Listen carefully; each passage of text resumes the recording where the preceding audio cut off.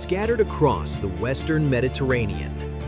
The Balearic Islands, Ibiza, Formentera, Mallorca, and Menorca rise like fragments of time shaped by sea and civilization.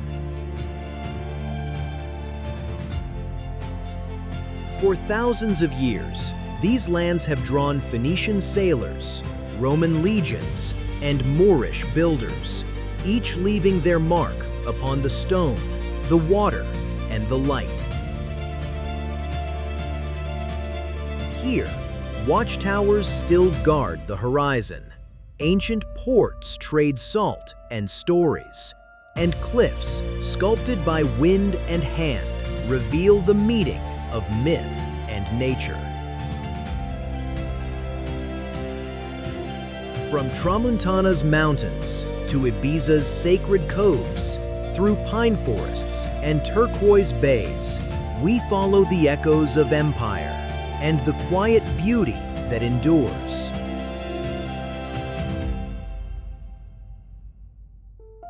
Welcome to World Adventure OS. Travel with us.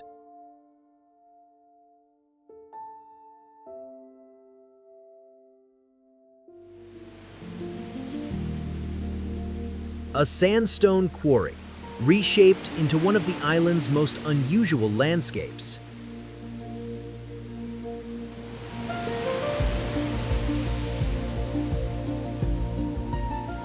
First excavated in the 16th century, the site was left with terraces, steps, and carved walls.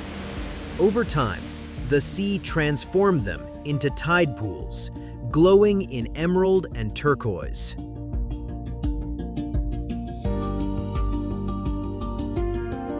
In the 1960s, Ibiza's counterculture gave it a name that endures: Atlantis, a hidden sanctuary where history, geology, and legend collide.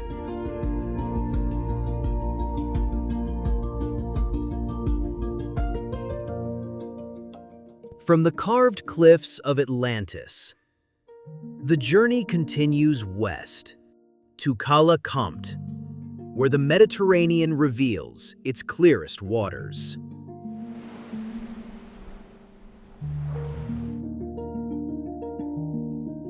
A natural aquarium of turquoise.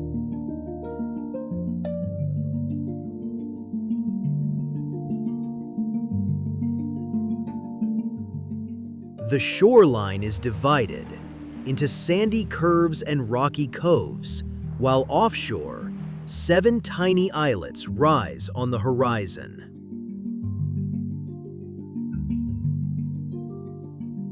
Together, they shape one of Ibiza's most iconic seascapes. Here, shallow sandbars catch the light, reflecting every shade of blue. And when the day ends, the sunsets are counted among the finest in Europe. A natural theater of light, where sea and sky perform together. South of Cala Comte, the coast transforms again at Ses Illetes, a 7,500-acre natural park. Here, dunes and wetlands meet the ancient salt pans, first worked by the Phoenicians more than 2,000 years ago.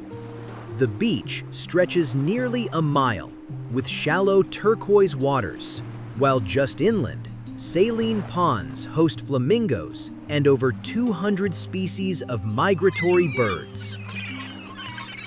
Ses Illetes is both a sanctuary for biodiversity and one of the most culturally significant landscapes of Ibiza. Beyond the salt flats and wetlands of Ses Illetes, the journey returns to Ibiza's west coast, where Cala stretches, the island's longest sandy beach, close to 3,000 feet in length. Its brilliant white sand and shallow waters create a shifting palette of blues, perfect for families and swimmers.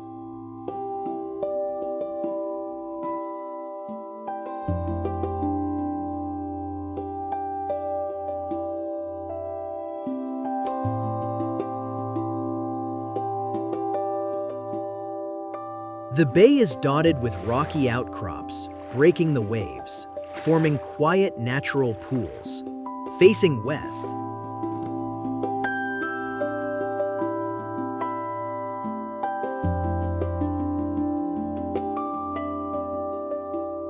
Cala has become one of Ibiza's favorite sunset stages.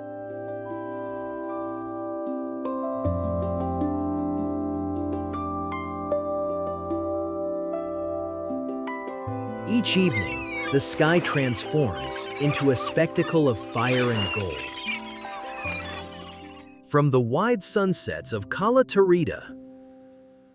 the journey shifts north to Cala Benirràs, framed by pine-covered hills and defined by the silhouette of Cap Bernat, often called the Finger of God.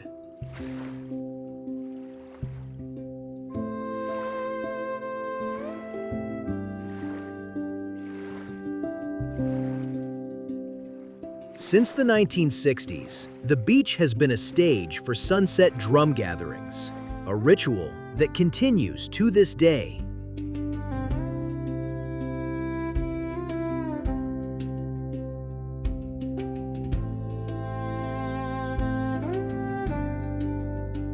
Here, sound, sea, and sky converge, making Benirràs not just a beach, but a cultural landmark, one of the few places in Spain where tradition and counterculture meet in daily harmony. At the top of the island's capital rises the Castell de Ibiza, a fortress completed in the 16th century under King Philip II of Spain. Built during an age of constant conflict, it formed part of one of the most advanced military defenses in Europe, designed to repel Ottoman fleets and pirate incursions. Its bastions and gates still dominate the skyline, a stone witness to centuries when the island stood as a frontier of survival in the Mediterranean. Encircling the high town is Dalt Vila, whose Renaissance walls rise up to 82 feet high and 16 feet thick, among the best preserved in the world. Recognized since 1999 as a World Heritage Treasure, these fortifications embody the pinnacle of Renaissance military engineering. Inside, cobblestone streets, churches, and houses dating back more than 4 centuries preserve a living memory of the island's past, where heritage and daily life blend together. At the foot of the fortress lies the harbor of Ibiza, a natural inlet used continuously for more than 2,500 years.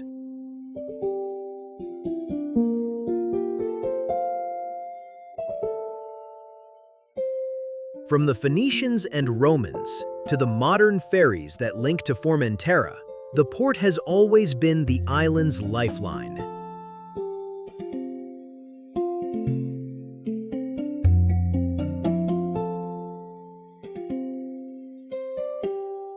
Today, the contrast of luxury yachts moored beside Renaissance walls forms one of Spain's most dramatic coastal skylines.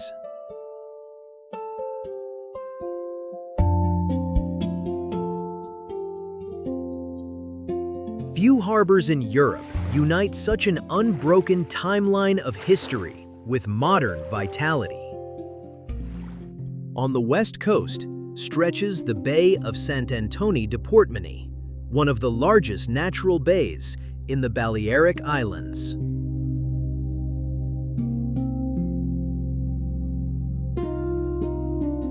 Once a fishing village, it became a strategic anchorage thanks to its shelter and size.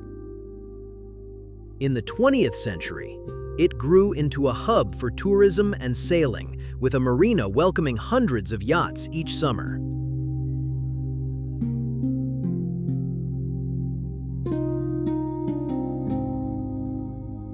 Famous worldwide for its sunsets, Sant Antoni has become a modern emblem of coastal beauty, balancing heritage and leisure. On the northeast promontory stand the ruins of Punta Grossa Lighthouse, first lit in 1859, abandoned after only a few decades because of its isolation and dangerous access.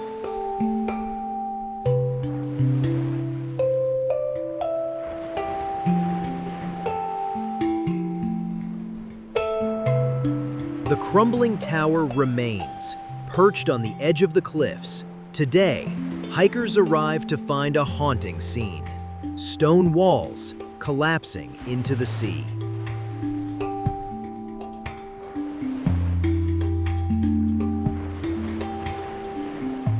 It is a rare glimpse of maritime history, a reminder that even the greatest efforts of man can be overtaken by nature.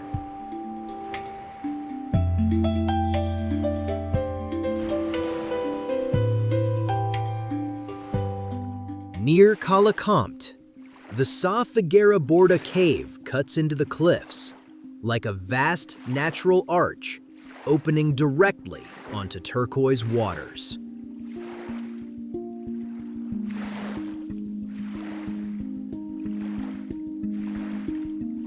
Accessible only by boat or kayak, it remains one of the coastline's hidden treasures.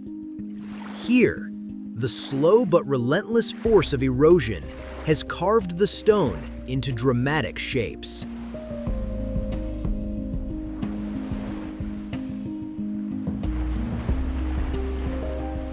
Sa Figuera Borda is a geological showcase, a secret window into the island's forgotten shoreline.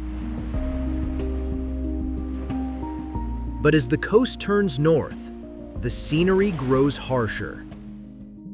On the north coast lies Obarca Bay, one of the most remote and untouched landscapes of the Balearics. Here, cliffs rise more than 800 feet above the sea, a sheer wall of limestone battered constantly by wind and waves.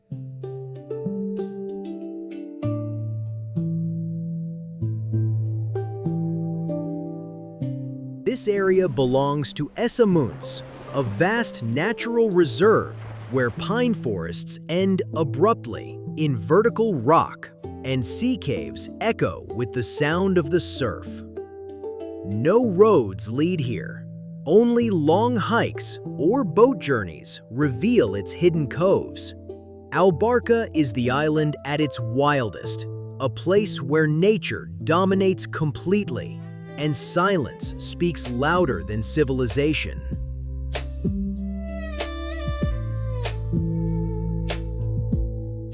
And while the north is defined by raw cliffs, the far southwest hides a quieter secret.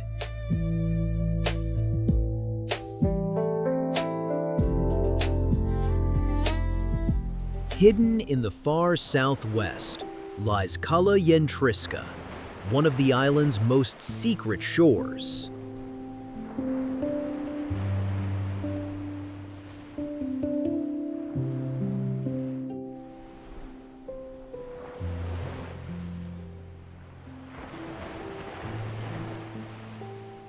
Along the water stand fishermen's huts, their wooden ramps stretching into turquoise calm, a scene unchanged for generations. For decades, it was known only to locals, reached by steep footpaths far from the tourist trails.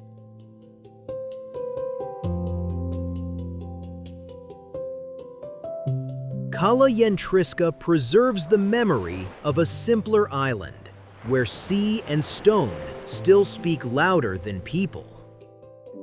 Off the island's southwest coast rises Vedrà, a limestone monolith standing nearly 1,300 feet tall, almost completely vertical.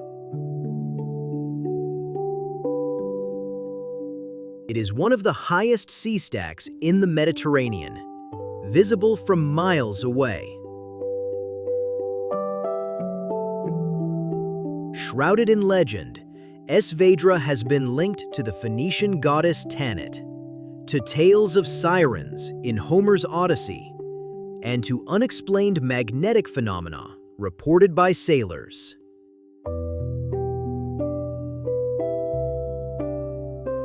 Protected as part of a natural reserve, it remains both a geological marvel and a cultural icon of the Balearic Islands.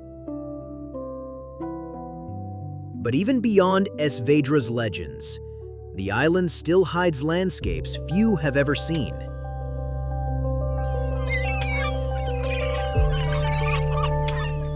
On the rugged northern coast stands Balearic Camp, a natural balcony over the Mediterranean.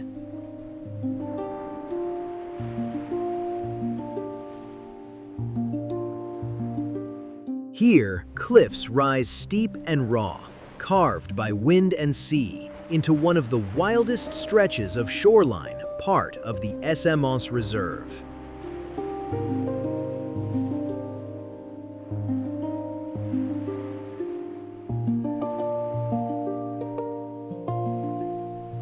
It is a meeting point of pine forest and sheer limestone walls where the horizon seems endless. Few visitors ever make the journey. The path is narrow, the access demanding, and the solitude complete.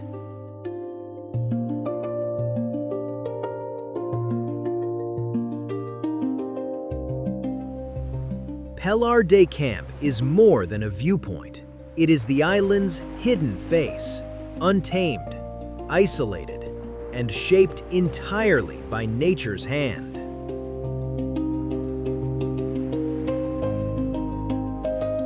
And while the north remains silent, the western waters still shine with the light of history.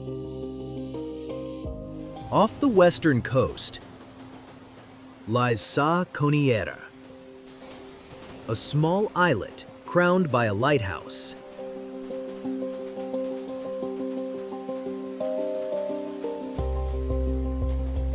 Completed in 1857, still active today. It guards the entrance to Sant Antoni Bay.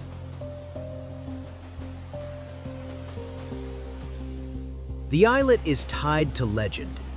According to tradition, it was the birthplace of Hannibal Barca, the Carthaginian general who marched with elephants across the Alps to challenge Rome.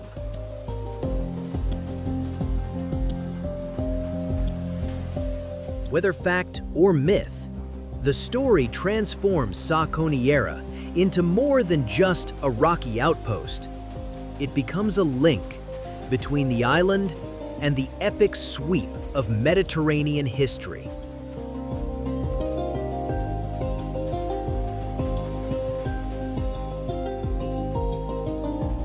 And finally, across the waters to the northeast, another solitary beacon rises. Just off the northeast coast rises Ilha de Tagomago, a small rocky island surrounded by brilliant turquoise seas. It has been a landmark for sailors for centuries. Its lighthouse, built in 1913, still guiding ships through the channel. From pirate hideouts to modern retreats, this place has always carried an air of exclusivity and mystery.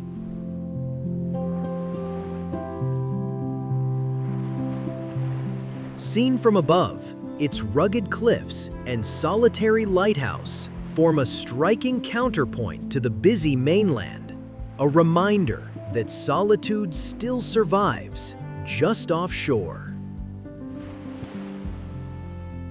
In the 16th century, when pirate raids and Ottoman fleets threatened the Mediterranean, Ibiza answered with a chain of watchtowers, stone sentinels scanning the horizon day and night. At the southern tip, the Torre de Ses Portes built in the 1500s, guarded the narrow passage toward Formentera.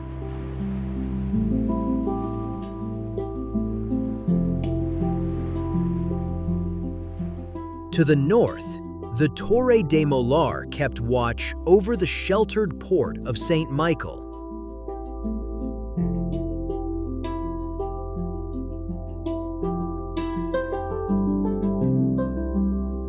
On the southwest coast, facing the mysterious rock of Es Vedrà, stood the Torre de Savinar, often called the Pirate Tower.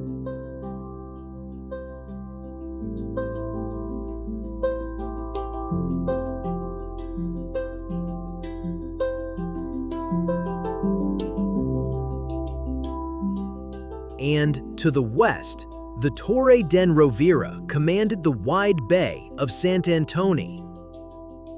Together, they formed a living network of warnings, where smoke by day and fire by night carried messages across the island for more than 400 years.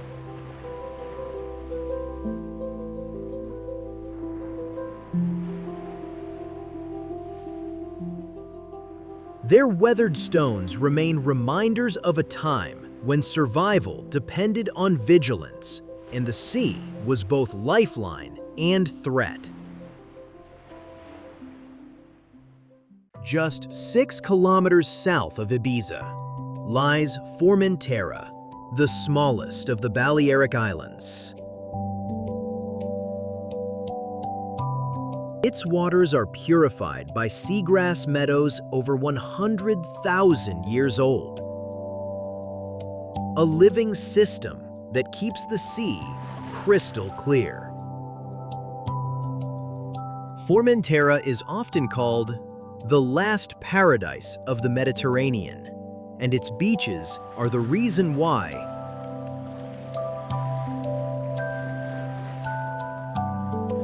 Here, the water is so clear that visibility can reach over 100 feet, a natural aquarium shaped by ancient seagrass meadows of Posidonia, considered one of the oldest living organisms on Earth.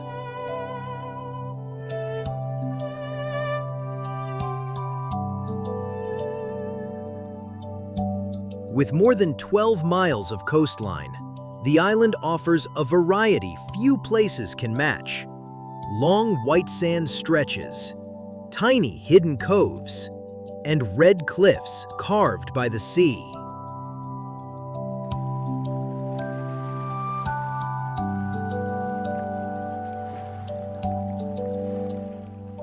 It is this combination of clarity, color, and diversity that has earned these shores a place among the most celebrated in the world.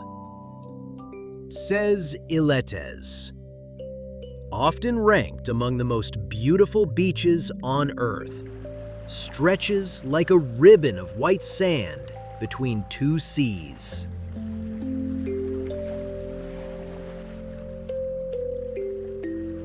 Part of the Ses Illetes Natural Park, this narrow peninsula is surrounded on both sides by shallow turquoise waters and protected dunes. Its name means the islets, a reference to the small islands that dot the horizon, breaking the waves into a calm lagoon.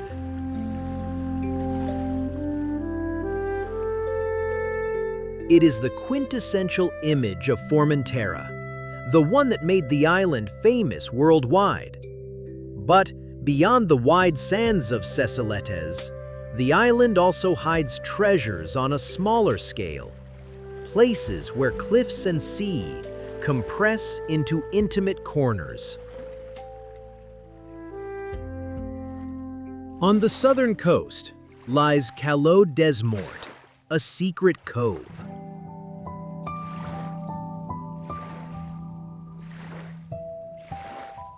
A tiny crescent of sand, framed by rugged cliffs, where traditional fishing huts still rest on the rocks.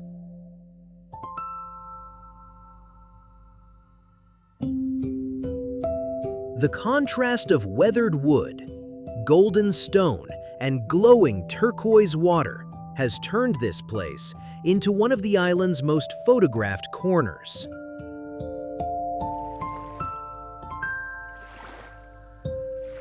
Remote and dramatic, it feels like a natural amphitheater sculpted by the sea. And if Cala des Morts is the island in miniature, further west, the landscape opens again, with cliffs of fire and a horizon that seems endless.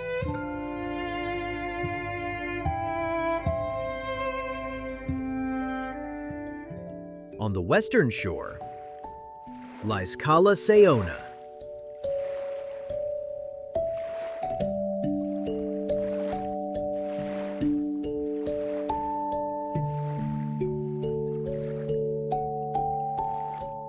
Carved into red sandstone cliffs, the calm, shallow waters glow with intense shades of blue, while the warm tones of the rocks create a striking contrast.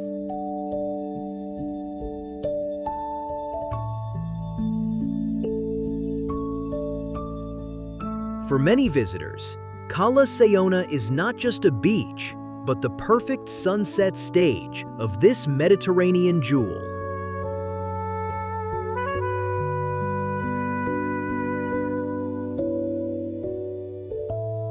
It is one of the best places on the island to watch the sun sink into the horizon, painting the sky in fire and gold.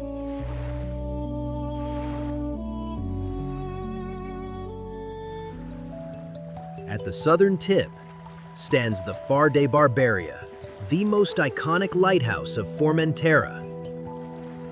Built in 1971, it rises stark and white over barren cliffs, a solitary beacon facing the open sea.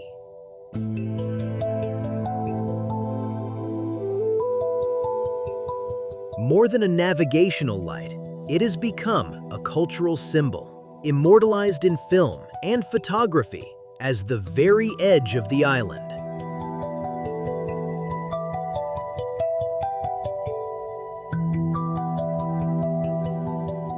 A place where land seems to dissolve into infinity. Not far from the lighthouse, the Torre des Grovere recalls an older era when pirate raids terrorized the Balearics.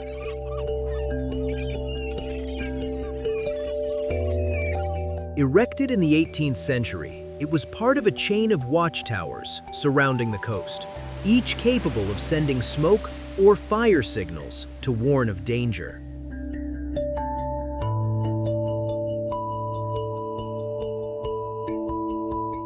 Its stone walls still stand, silent witnesses of centuries spent scanning the horizon for threats that might come from the sea. Closer to the salt flats stands a smaller white tower, once used for observation and defense. Though modest in scale, it reflects the same vigilance that shaped island life for generations. Today, it watches over nearby beaches and seaside restaurants. A landmark where history blends seamlessly with the rhythms of daily life. Just north lies Espalmador, a small islet untouched by development.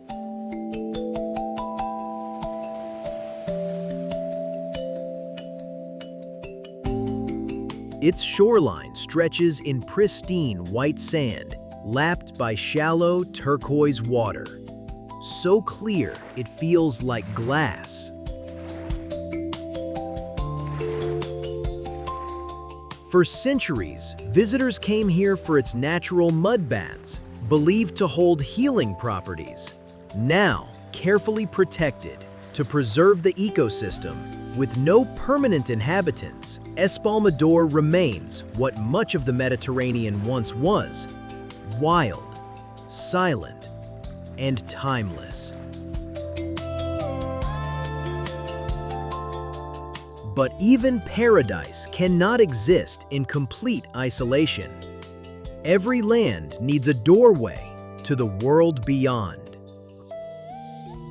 That doorway is La Savina, the only port of Formentera.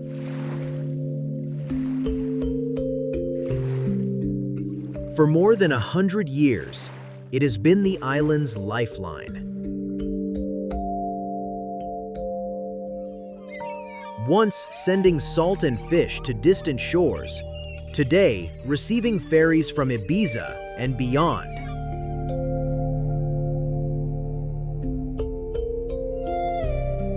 Here, tradition meets modernity. Fishing boats moored beside luxury yachts, salt flats glimmering just behind the docks.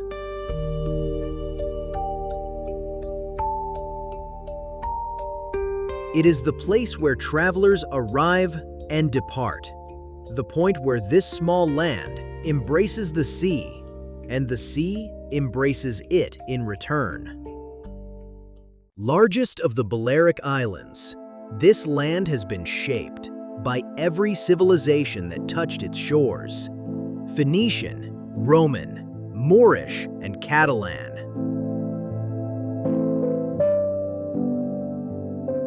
Between mountains and sea lies a coastline of golden light, where cities meet ancient ports and cliffs guard quiet bays. It is an island of limestone and memory, where history breathes through wind and stone.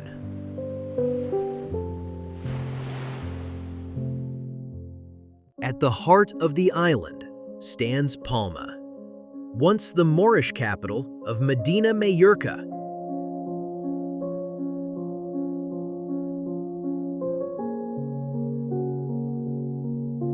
After the reconquest in 1229 by King James I of Aragon, the city became a crossroads of trade and culture across the Mediterranean.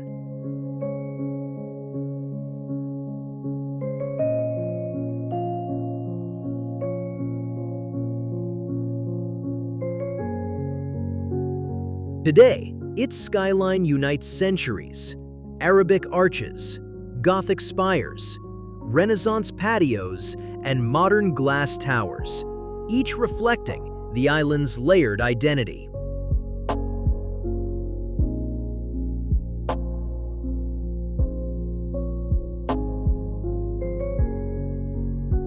The view turns toward the sea, rooftops dissolving into light and horizon. Stretching wide beneath the city, Palma Bay has always been its natural harbor.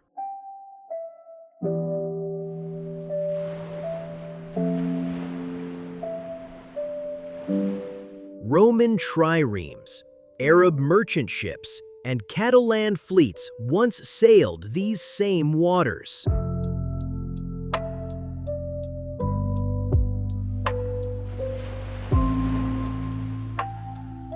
From above, the bay curves like a crescent of light, a mirror of changing fortunes where commerce, conquest, and calm have shared the same horizon for over 2,000 years.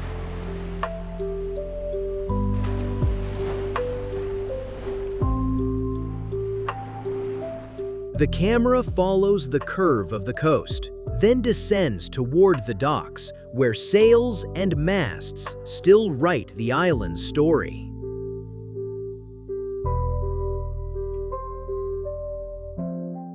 For centuries, Palma Harbor was the island's lifeline.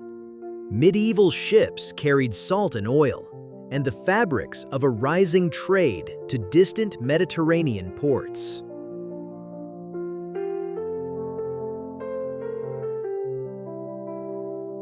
In the 15th century, it became a strategic center for the Crown of Aragon's expansion across the sea.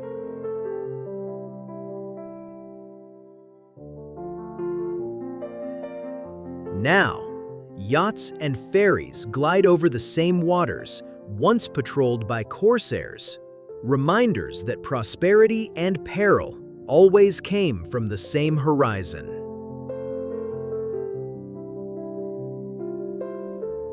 From the harbor, city noise recedes. The view turns inland toward its oldest heart.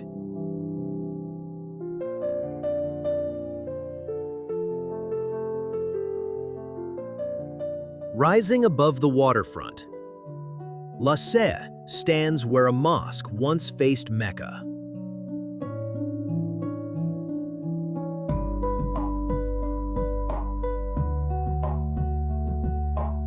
After the victory of 1229, King James I vowed to build a cathedral in gratitude.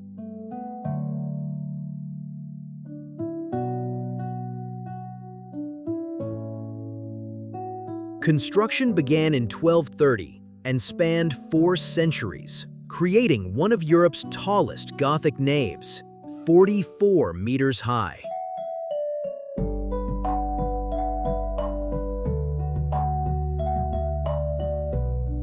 Inside, the rose window, the eye of the Gothic, holds more than 1,200 pieces of colored glass.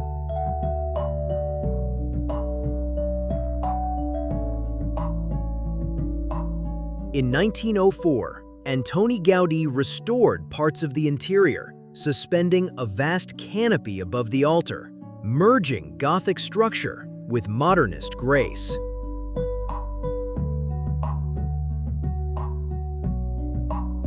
From above, Ses seems to float between city and sea, a cathedral born from conquest, devotion, and light.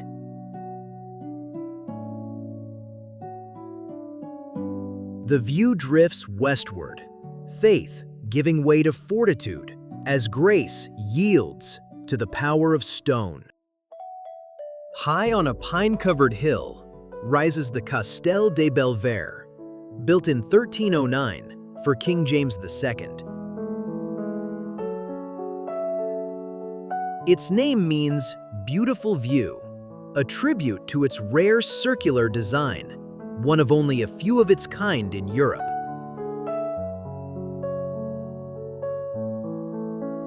Across the centuries, it served many roles: a royal residence, a refuge during plague, and later, a military prison that once held the Enlightenment thinker Gaspar Melchor de Jovellanos.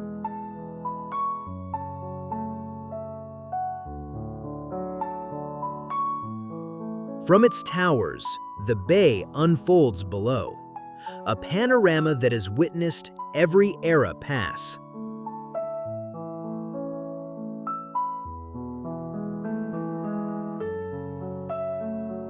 As the hills descend, the city's rhythm fades. The coast grows wilder. The story turns from stone to sea.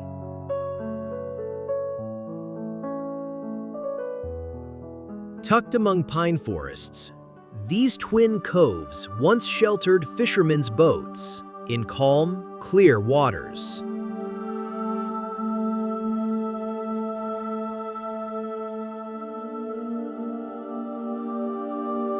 The surrounding cliffs are pure limestone, the same rock that built the cathedral and the island's ancient fortresses.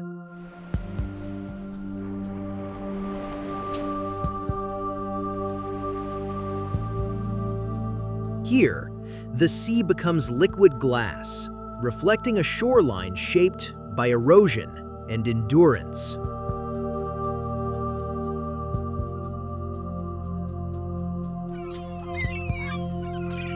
The shore bends westward, shadows gathering beneath the cliffs, traces of labor, faith, and time. The portal's Vels caves reveal a union of history and geology. Their walls were quarried in the 15th century to supply stone for Ses, leaving vast hollowed chambers facing the sea.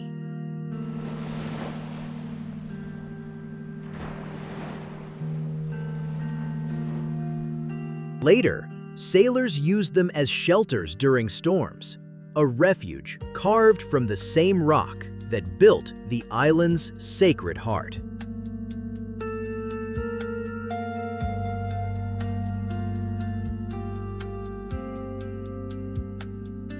Outside, cormorants dive through turquoise water and rise along the cliffs, life moving in rhythm with the tide.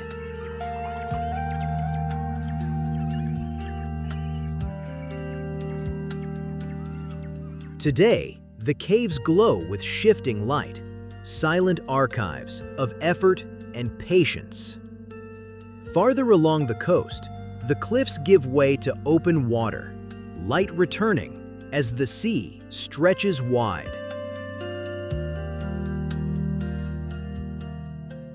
Once a hidden anchorage for traders, this bay is now among the island's most photographed inlets.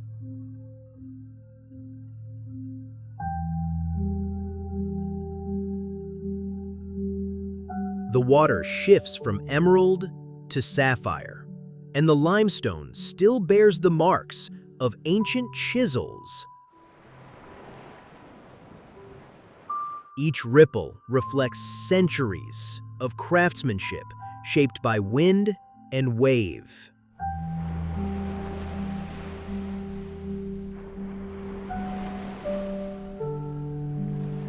The coast turns again toward cliffs that no longer guard, but gaze into open sea.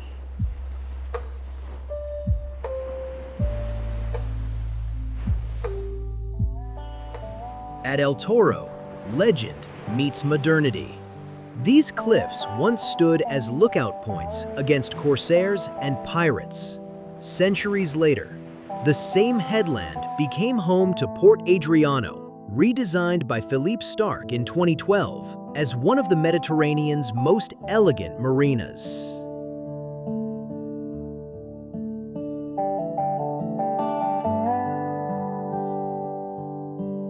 Just offshore lies the Marine Reserve of El Toro, where groupers, barracudas, and sea turtles drift among coral-covered rocks.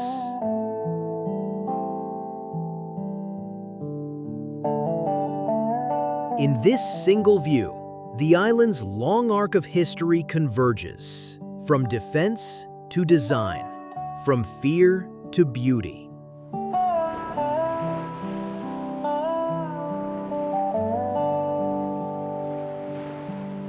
Past the marina walls, the sea returns to silence and preservation. This stretch of coast blends calm beaches with history. Santa Ponsa marks the 1229 landing of King James I, the beginning of the Christian reconquest.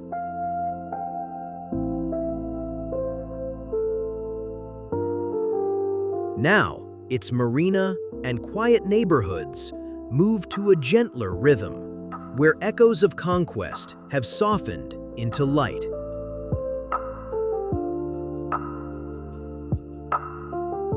From these calm shores, the road begins to climb again, tracing the island's edge toward western heights.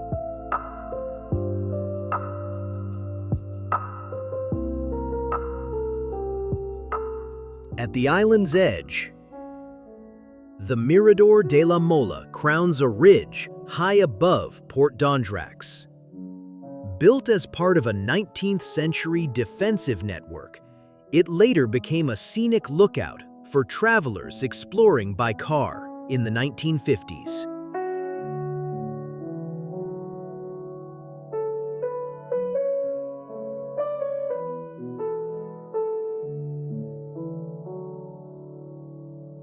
Below, pine-covered slopes descend to coves and islets bathed in endless light.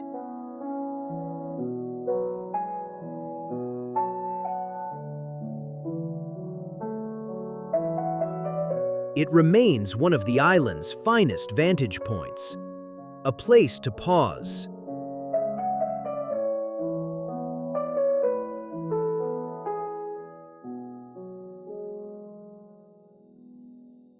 Past the ridge, the land falls away, opening to sea and final horizon.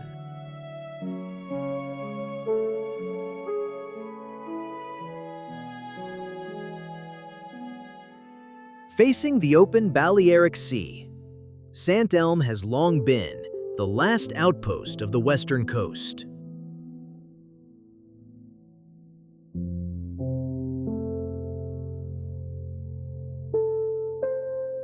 Just offshore lies the small Isla Pantaloo, once a refuge for ships escaping storms, a fragment of maritime memory.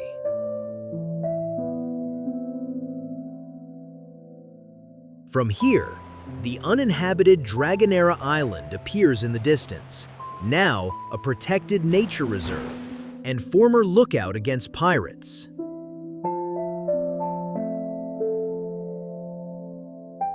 Along its cliffs, seabirds and Mediterranean pines share the wind-carved landscape. It is a fitting end to this stretch of journey, where cliffs yield to open water and time itself begins to slow.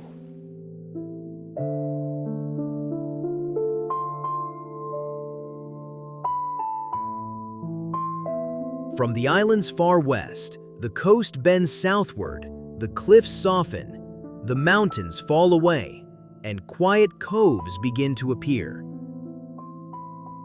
Carved deep between ochre cliffs, Cala Comte takes its name from the pine trees that shade its narrow inlet.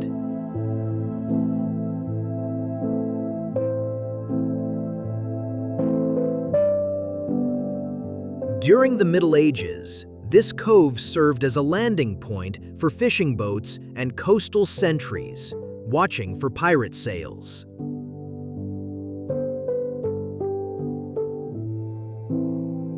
The 16th century Torre de Cala Comte still stands above the entrance, part of the island's old defensive chain.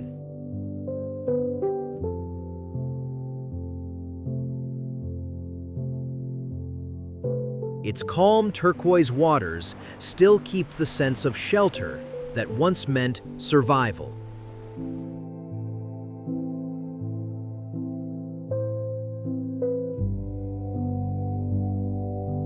Farther along the cliffs, the coast opens wide, a long breadth of light and sand.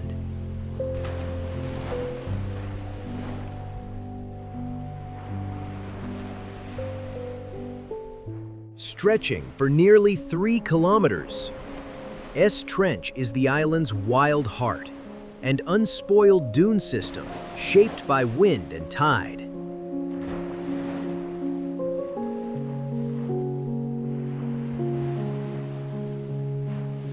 Its name comes from the Catalan trencar, to break, for the way storms once opened channels through the sand.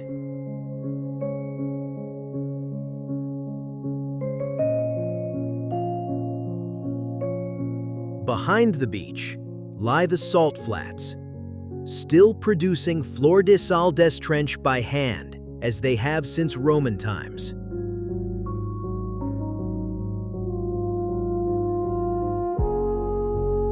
Among the dunes grow sea lavender, tamarisk, and glasswort, sheltering herons and plovers that rest before long flights.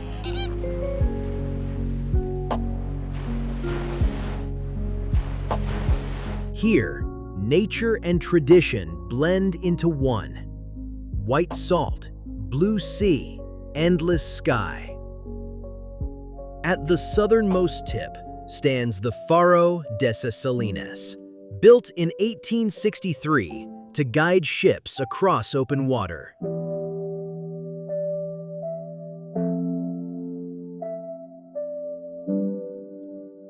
The landscape around it is bare but radiant.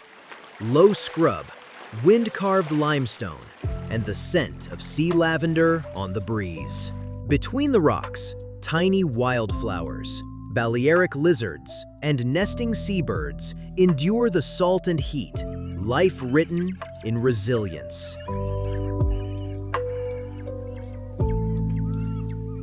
Here, People say the island breathes through its lighthouses.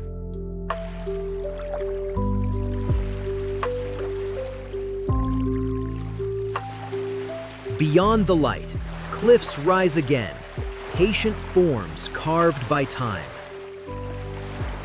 A natural limestone arch, known as Es Pontis, spans the water like a gate between worlds.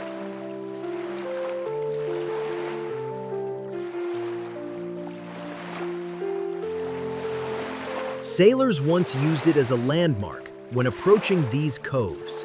Now, free climbers trace its vertical face high above the sea.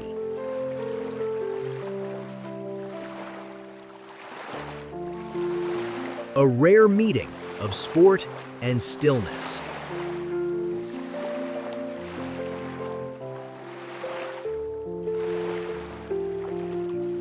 Above the cliffs, seabirds nest on narrow ledges, their cries carried across the open air.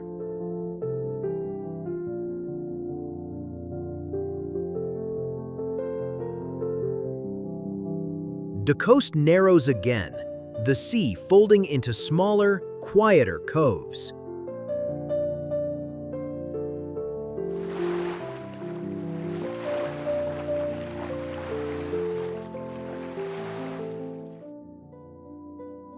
Hidden between cliffs and pine forest, Cala de Moro feels secret and self-contained.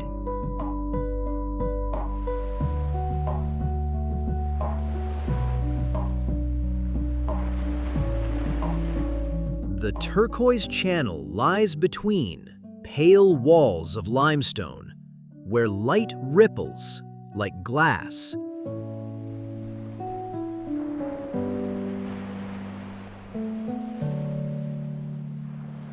In the shallows, small fish weave through Posidonia oceanica meadows, a living filter that keeps the water crystal clear and sustains the bay's fragile balance.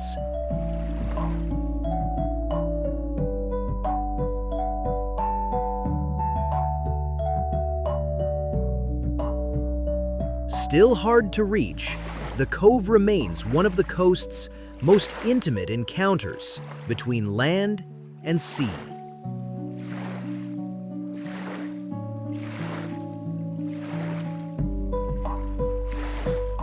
Just beyond, another inlet opens, softer, touched by the same limestone light.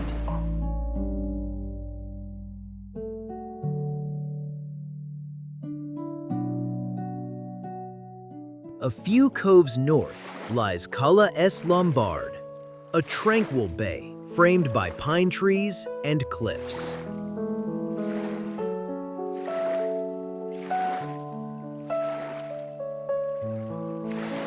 The nearby village grew from farmers and stonemasons who once quarried the rock used in Palma's great buildings.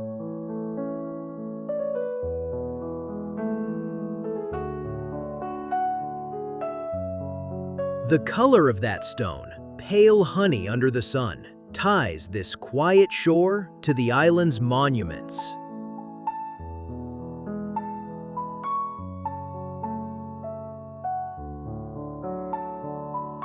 Each wave seems to polish history itself.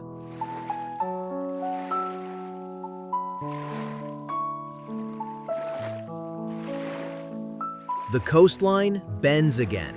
White hulls appear, traces of work and memory.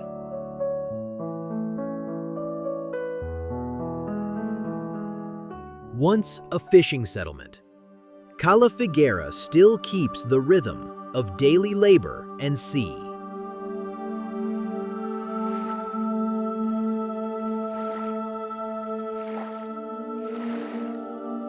Its narrow inlets curve inland like rivers, lined with whitewashed boathouses and nets drying in the sun.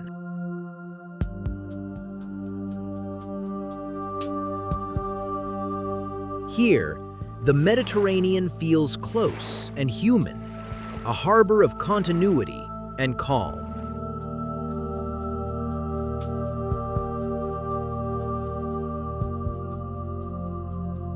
Beyond the docks, the coast softens once more, where wilderness returns.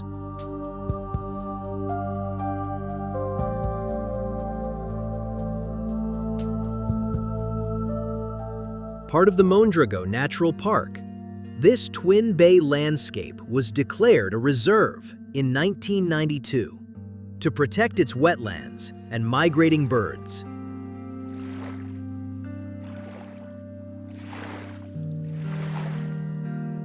Terraced farmland and pine forest descend to white sand and emerald water.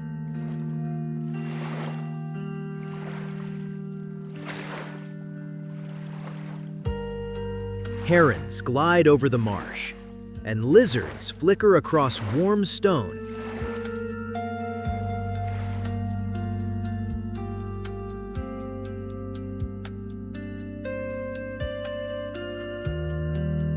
Dry stone walls trace centuries of coexistence between cultivation and coastline.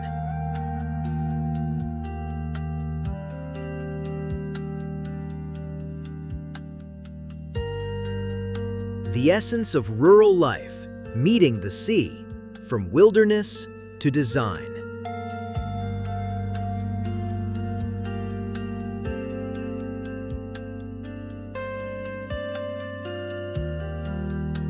The journey turns toward a town shaped by light.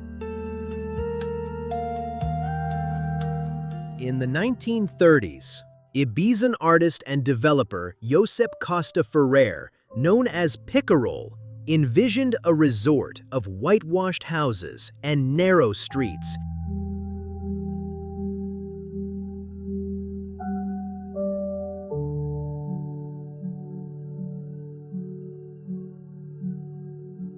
Inspired by traditional Balearic villages, thus emerged Cala d'Or, the Golden Cove, one of the earliest examples of Mediterranean modernism.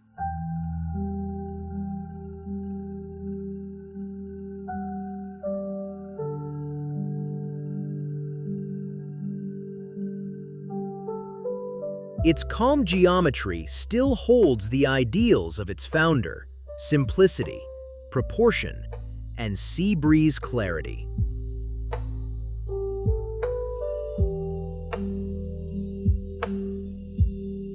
From leisure to guidance, the path follows the towers that watch the sea.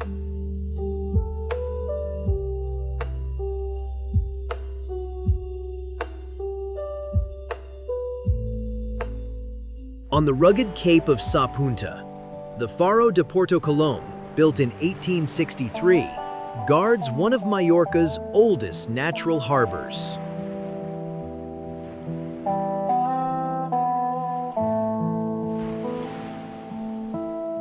Nearby lies the birthplace of Fray Junipero Serra, the missionary who later founded the California missions.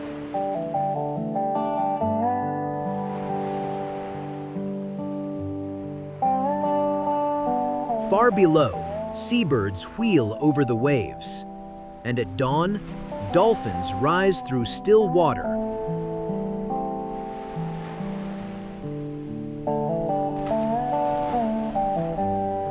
Around the tower, wild thyme and sea fennel cling to the rock, scenting the air with salt and sun.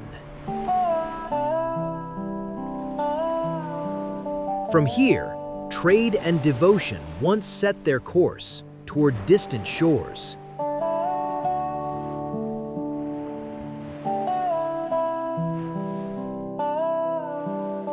The road turns inland, from sea to summit, from salt to stone. High above the plain of Felanich, the Sant Salvador Sanctuary watches over the land, as it has since the 14th century.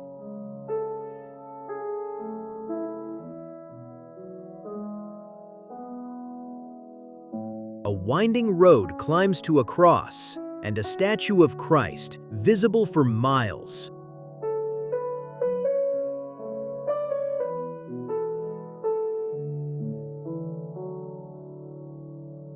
Among the slopes grow cypress and carob trees, their roots deep in rock and wind.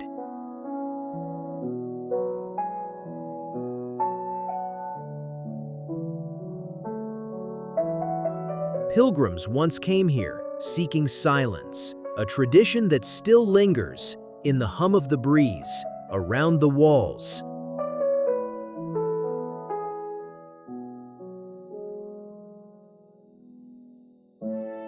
From one height to another, the path continues, faith mirrored across distance and time.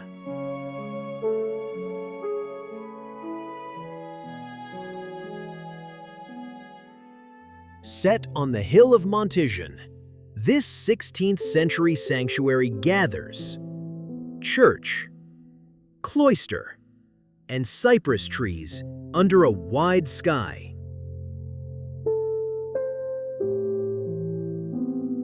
A tree-lined road climbs to stone arcades and a quiet courtyard. Below, the plain spreads like a quilt of fields and villages.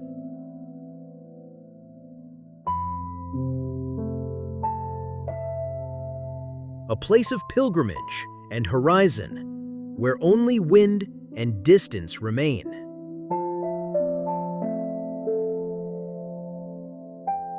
The journey returns to the sea, from silence to surf.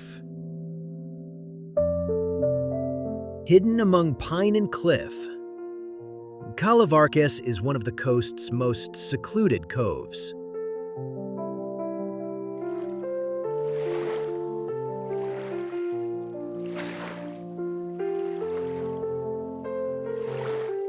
Accessible only by foot or sea.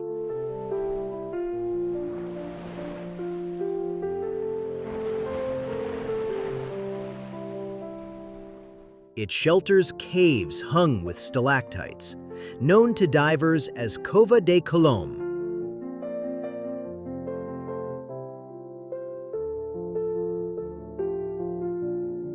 That archaeological remains nearby show traces of ancient life, proof that even millennia ago, people sought refuge in beauty.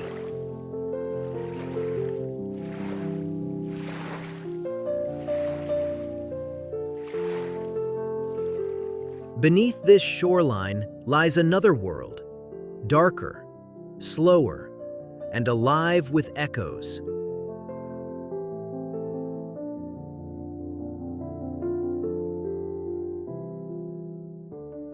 Beneath the eastern coast spreads the system of Cuevas del Drac. Explored since the 14th century and mapped in 1896.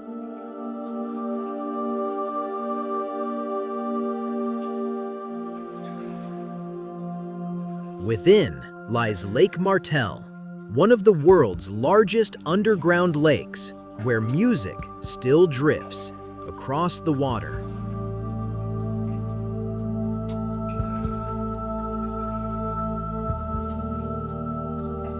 These caverns, shaped by time and tide, hold nature's hidden architecture, a cathedral beneath the sea.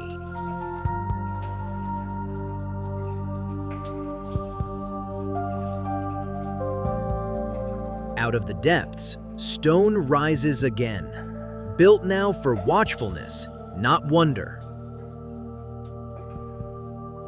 Above the village, the Castel de Capdepera, built in 1300 for King James II, secured the island's northeastern frontier. Its walls once sheltered families during pirate raids, guarding both life and trade. From the battlements, watchfires once burned through the night, a warning carried by wind and flame. Now, wild herbs and ivy grow between the stones, softening what once stood in fear. From these heights, the view stretches endlessly, a panorama of land, light, and sea intertwined.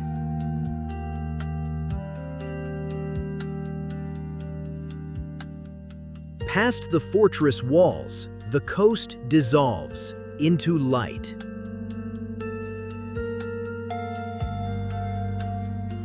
At the farthest edge of the island, the Faro di Capdepera rises from cliffs carved by wind and salt.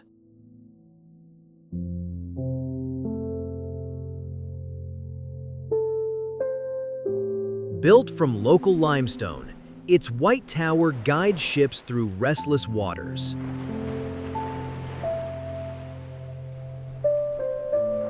Around the cliffs, gulls and shearwaters wheel in the air, their cries echoing over the expanse.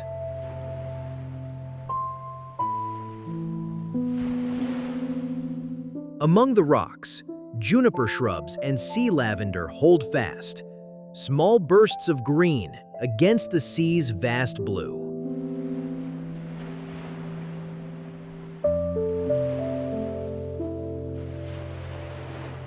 The glow lingers for a moment, then the sea takes it back.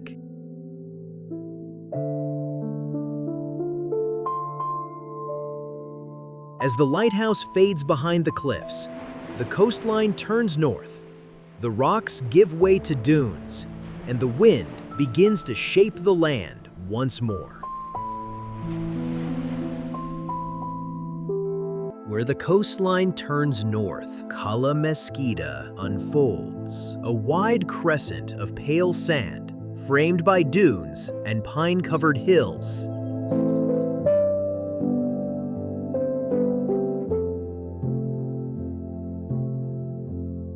The wind lingers here, carving soft patterns across the shore, while the sea deepens from turquoise to cobalt at the horizon.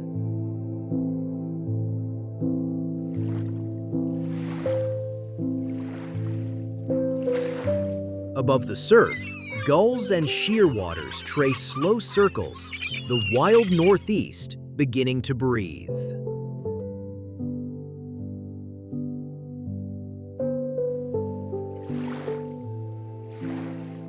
Each wave carries the memory of the island's raw beginnings, untamed, solitary, and luminous.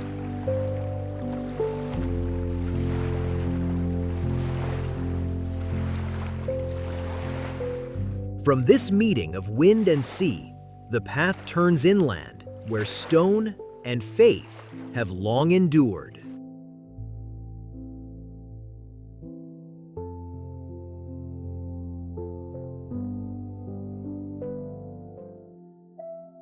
Above the town rises the Sant Salvador Sanctuary, enclosed by medieval walls that once shielded Arta from pirate attacks.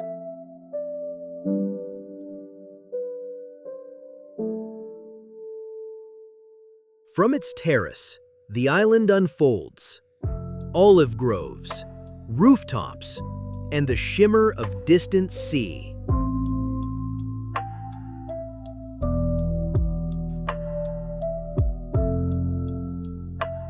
Built on a site of ancient worship, the sanctuary remains a beacon of faith overlooking the valley.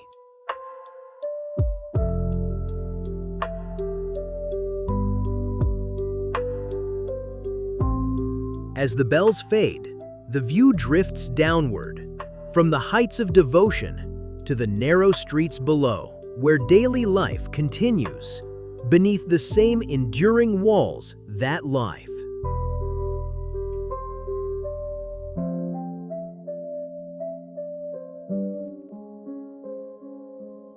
Set in the Levant Hills, Arta keeps the quiet rhythm of another age.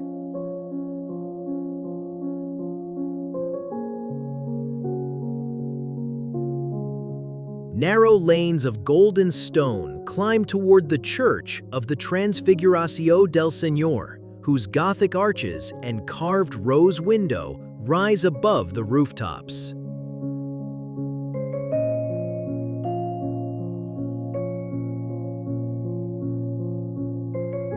Each step through the Old Town feels like walking through centuries of craft and belief.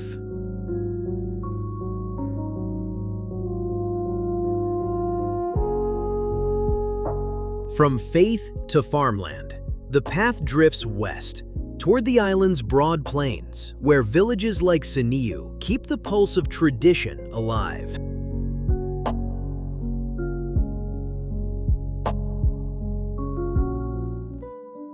At the heart of Mallorca's plain lies Siniu, once the inland seat of King James II, where the island's royal court sought calm away from the coast.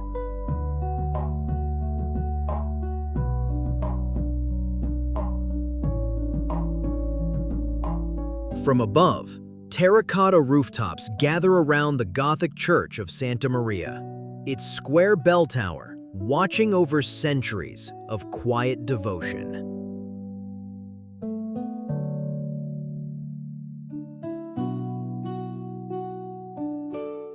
The town's narrow streets and Mares stone arches preserve the geometry of a medieval kingdom that once thrived here.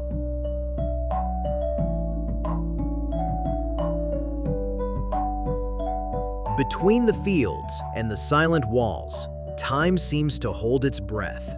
The heart of Mallorca still beating softly beneath the sun. Beyond the golden wheat, the horizon opens, carrying the journey northward until the sea begins to glimmer again.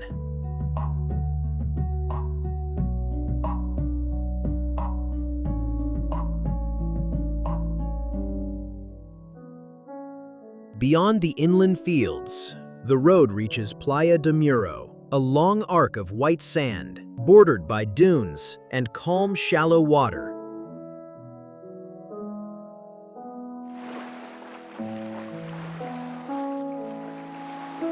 Stretching for nearly 4 miles along Mallorca's north coast, it is one of the island's longest and most untouched beaches.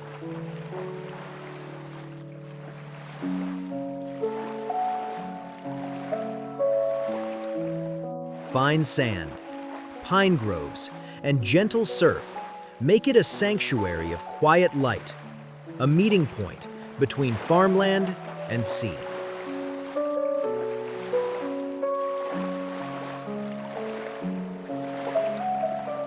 Behind the dunes begins S'Albufera Natural Park, the largest wetland in the Balearic Islands, protected since 1988 and spanning more than 5,000 acres of lagoons and reed beds.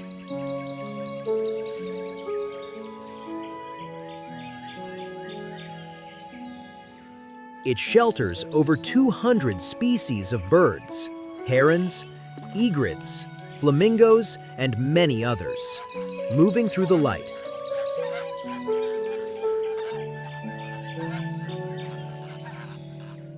Once a tidal marsh drained by Roman canals, it was reclaimed by nature, a living reminder of balance between land and water.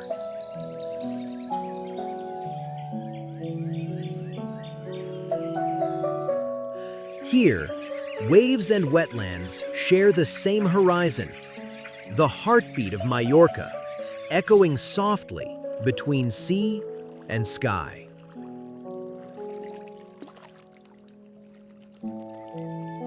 The wetlands fade behind, the horizon brightens, and the journey follows the curve of the coast northward, where the island meets the wind, and the cliffs begin to rise.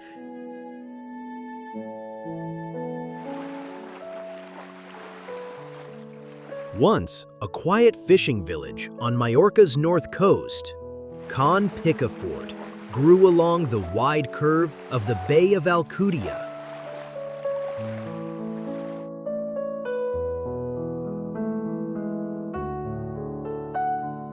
Its promenade stretches beside pale sand and calm water, where fishing boats once anchored at dawn.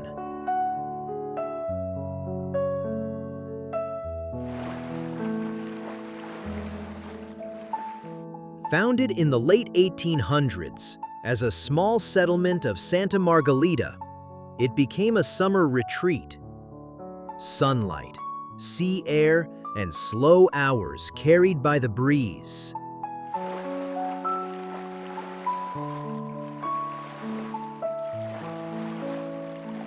Today, its streets still follow the rhythm of the tide, and the horizon opens endlessly beyond the bay.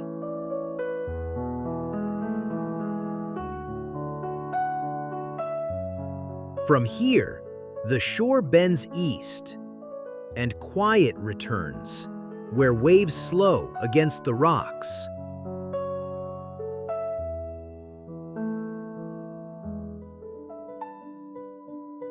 Son Paulo rests between golden sand and rocky outcrops that break the surf in slow rhythm.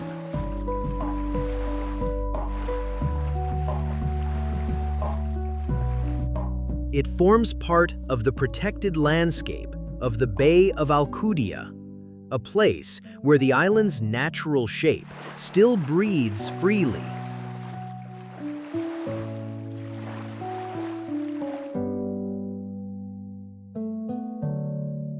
From the dunes to the shallow sea, life continues beneath the surface.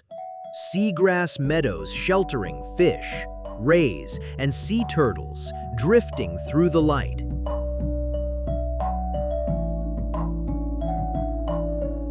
Here, the wind softens, the sea keeps its timeless rhythm, and every wave seems to remember what has come before.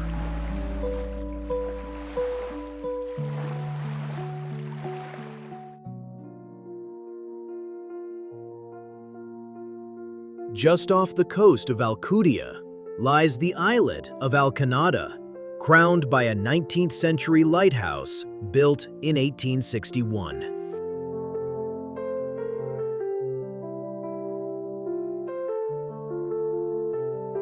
It still guides ships through the narrow mouth of the bay, a white tower among pine trees and shallow turquoise water.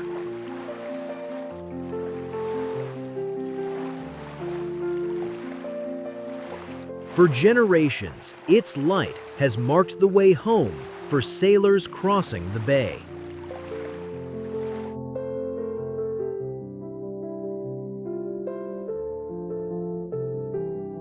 On calm days, seabirds rest along the rocks, and the only sound is the whisper of waves against the shore.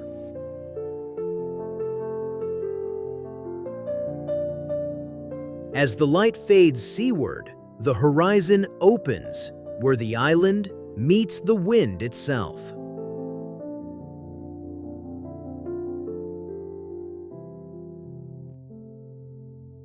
Within medieval walls, raised after the Catalan conquest, Alcudia gathers centuries of life behind stone gates.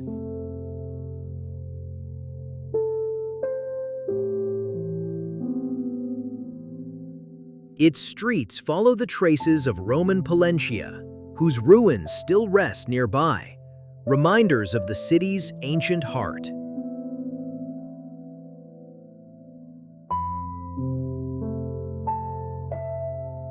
At its center rises the Church of St. James, rebuilt in the 19th century upon Gothic foundations.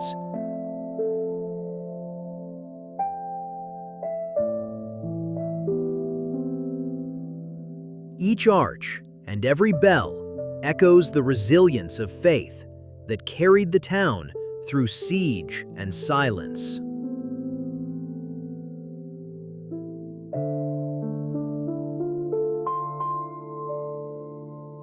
Leaving the old walls behind, the road climbs again from the streets of memory toward the cliffs that face the open sea.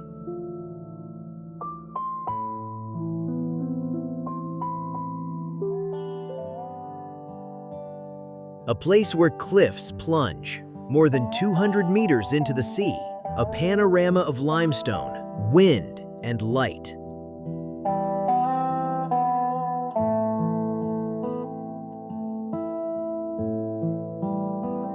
From the Mirador Escolomer, the northwestern coast reveals itself in sharp ridges and endless blue.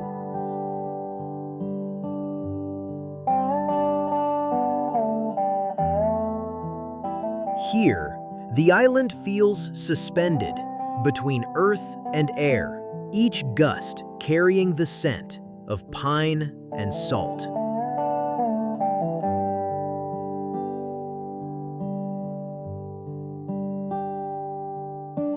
The viewpoint, built in the 1960s by engineer Antonio Parietti, overlooks the small Colomer Islet, once home to nesting doves that gave the place its name.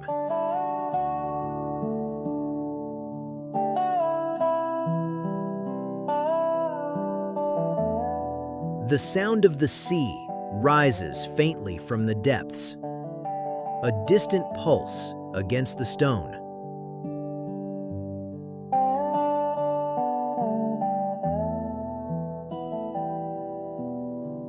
It is one of Mallorca's most breathtaking vistas, a meeting of stone, sky, and horizon.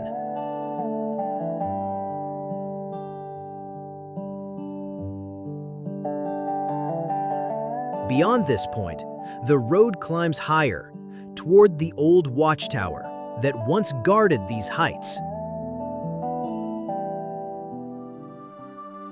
Built in the 16th century, as part of Mallorca's coastal defense line, the Albercotex Tower rises high above the Bay of Palença.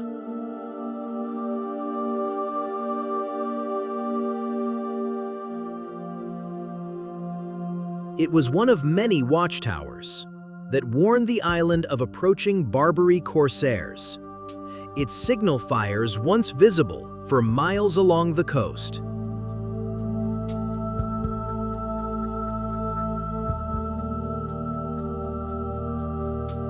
Today, only the wind passes through its windows, and falcons circle on the warm air rising from the cliffs below.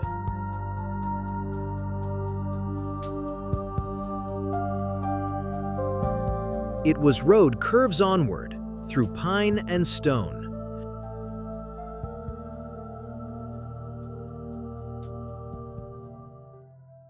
At the island's northernmost tip, more than 200 meters above the sea, stands the Formentor Lighthouse, completed in 1863.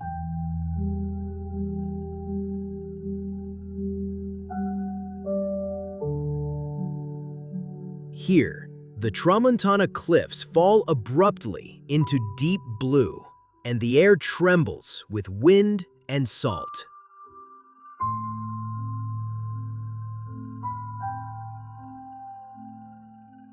Its construction was among the most demanding in Mallorca, the materials carried up by mule through steep, winding paths.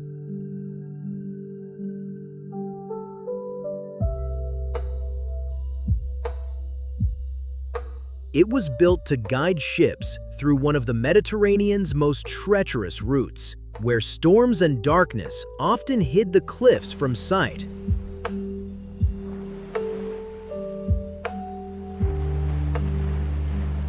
For sailors of the 19th century, its light meant land, safety, and home.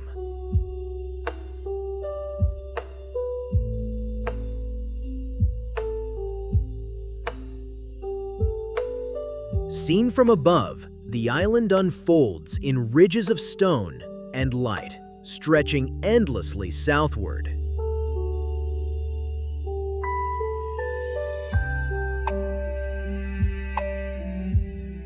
Far below the cliffs, the sea lies quiet, a mirror of the sky and the memory of distant bays.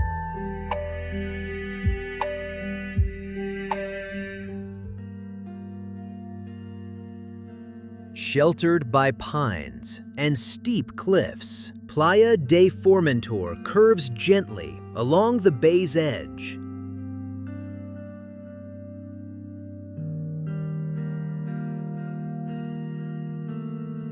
Its clear waters and pale sand have long drawn writers, artists, and travelers in search of calm.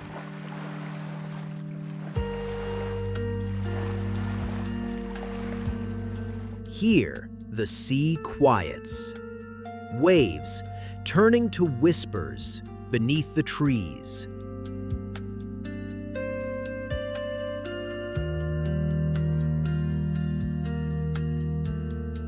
From this tranquil shore, the road bends inland, climbing once more toward the sanctuaries above.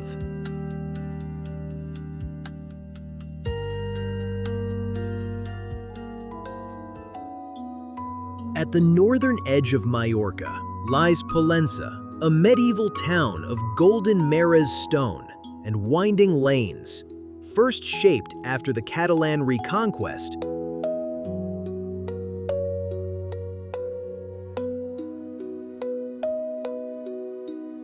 Its narrow streets still follow the rhythm of the 13th century, where traders, sailors, and artisans once filled the squares.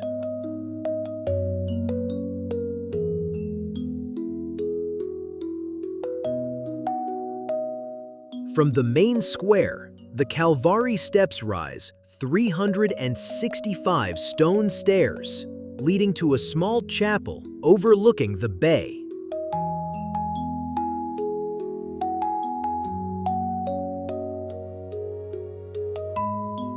High above the town stands the sanctuary of Puig de Maria, founded in the 14th century by Dominican nuns seeking refuge from the plague.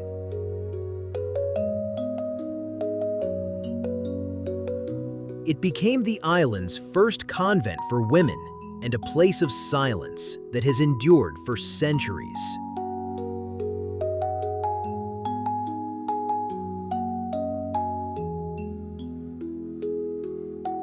From its terrace, the view extends across the twin bays of Alcudia and Pollença, framed by mountains and sea.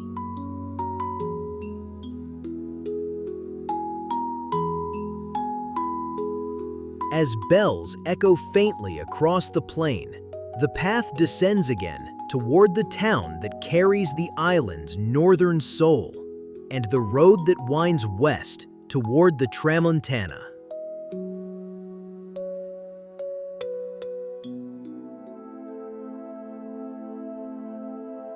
At the entrance to Port de Sóller, the Cap Gros Lighthouse stands on its rocky promontory, guiding ships through the bay since 1859.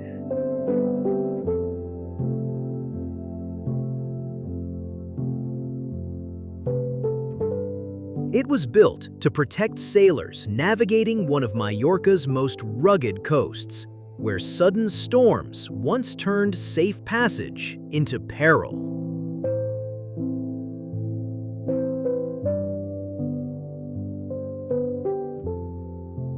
Below, the harbor curves like a natural amphitheater of sea and stone, embraced by the rising folds of the Tramontana.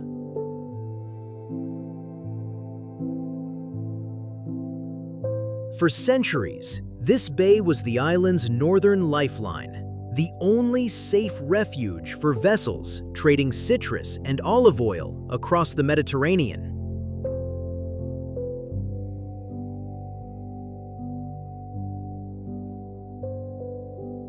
For even fishing boats still anchor here, their wakes tracing gentle lines across the calm water, while the air carries the scent of salt and orange blossoms from the nearby valley.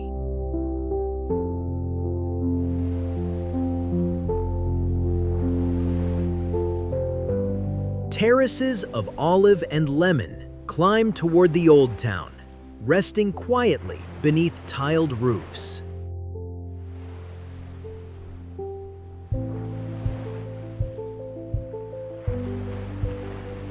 Here, sea and mountain meet in calm balance. A pause before the road narrows again into the high passes of the Tramontana.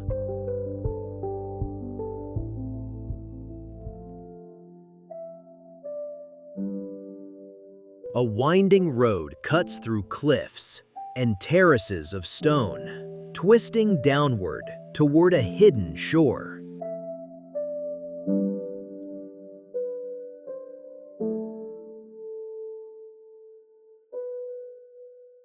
Built in the early 20th century, the route to Sa Calabria is a marvel of mountain engineering, a ribbon of asphalt that coils through the Tramuntana like a serpent of light.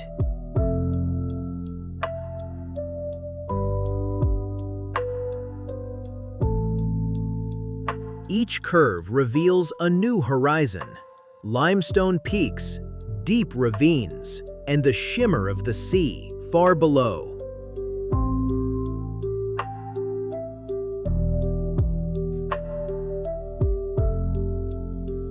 The air grows cooler as the road narrows, echoing with the hum of wind and distant waves.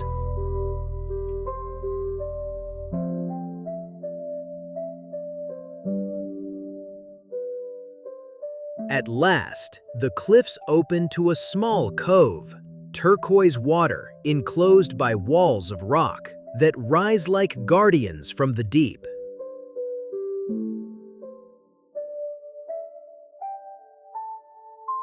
Here, the island seems to fold into itself, a secret amphitheater where mountain and sea meet in stillness.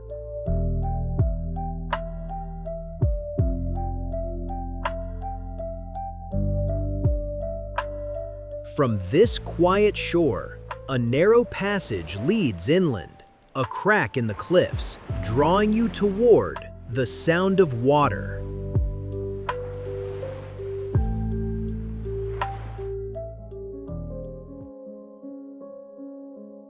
There, the Torrent des Paris begins, a hidden gorge carved by centuries of rain, where the mountains divide and the river meets the sea.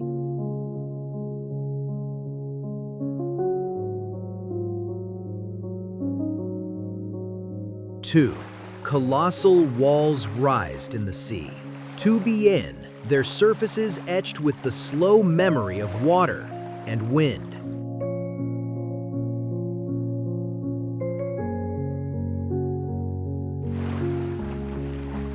The air feels cooler, the sound sharper, the echo of every step returning from stone to sky.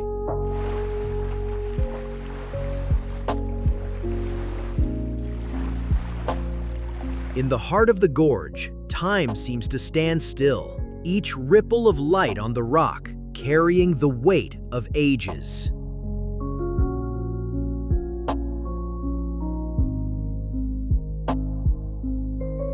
It is one of Mallorca's grandest natural monuments, a cathedral not built, but born.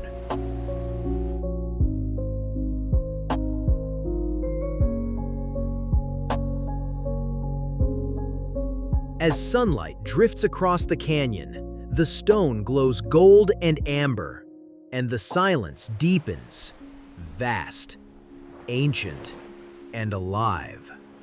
Missing.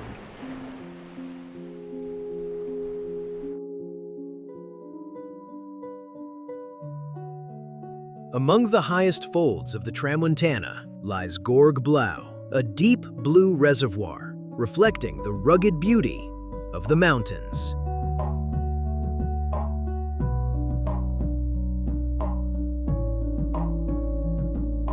Once a natural lake, it was dammed in the early 20th century to secure fresh water for Palma and the surrounding towns.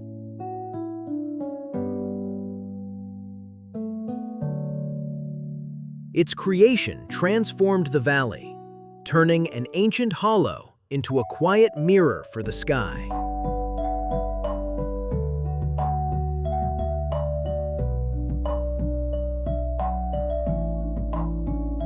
Engineers carved tunnels through the mountains to channel its flow, a rare union of human design and natural form.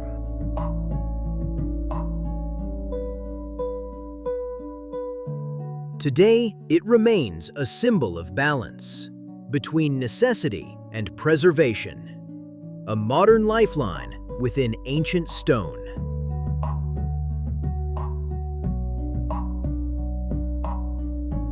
The still surface mirrors clouds and cliffs alike, blurring sky and mountain into one.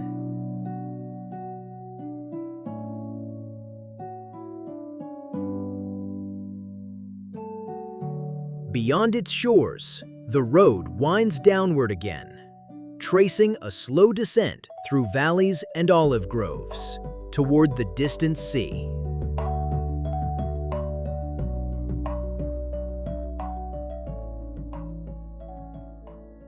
The rocky peninsula of Sa Foradada, meaning the Hold One, is famous for its natural arch carved by centuries of wind and sea.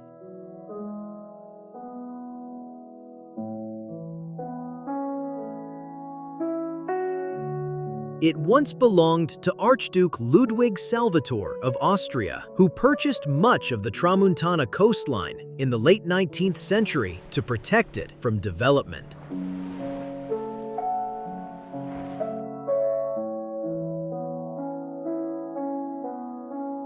The Archduke often reached Sa Foradada by sea on his private boat, keeping a small landing pier below the cliffs.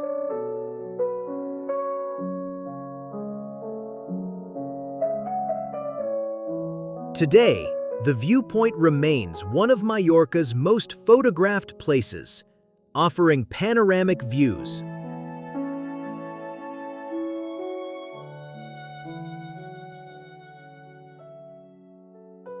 Surrounded by forested mountains, Valldemossa preserves its medieval layout and traditional stone architecture.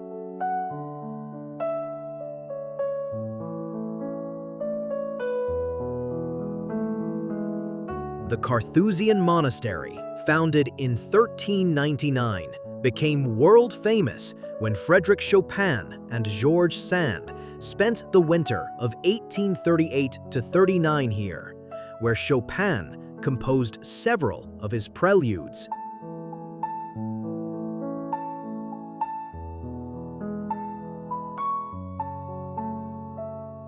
The village is also the birthplace of Saint Catalina Tomàs, Mallorca's only canonized saint, whose house can still be visited today.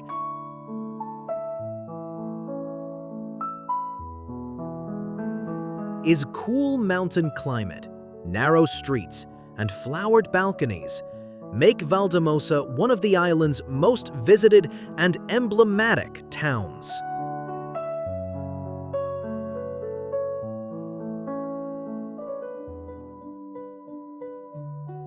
Nestled between mountain and sea, Daya is a small village whose origins date back to Moorish times, when terraces and irrigation channels were first built along its steep slopes.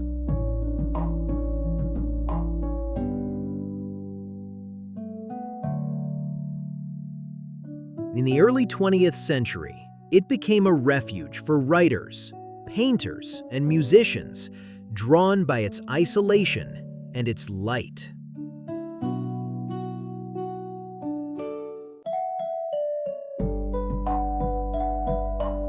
The British poet and novelist Robert Graves settled here in 1929, turning the village into a center of artistic life that still endures today.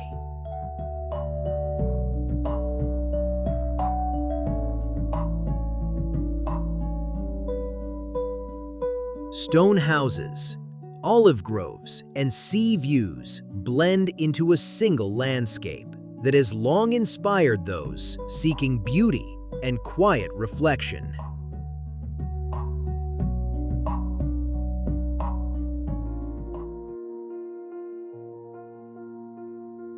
Terraces of stone descend toward the sea. This is Banyal Bufar, a village whose name comes from Arabic, meaning vineyard by the sea.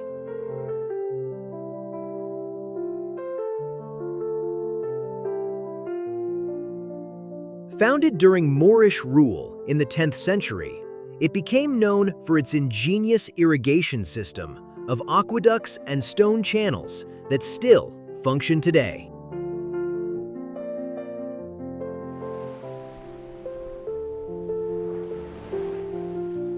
The village is famous for its Malvasia wine, cultivated on terraces that seem to hang above the Mediterranean.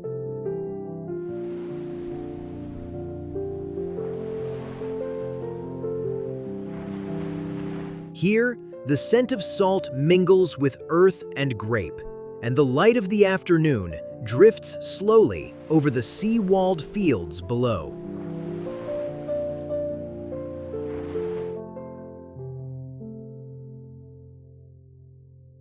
Built in 1579, as part of Mallorca's coastal defense network, the Torre des Vergers, also known as the Tower of Souls, once warned of Barbary pirate attacks approaching from the sea.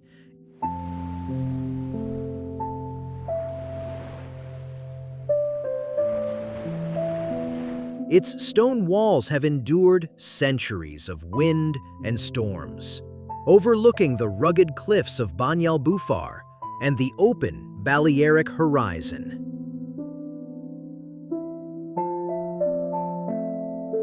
Today, the tower stands as both a historic watch point and one of the most iconic viewpoints of the Tramuntana.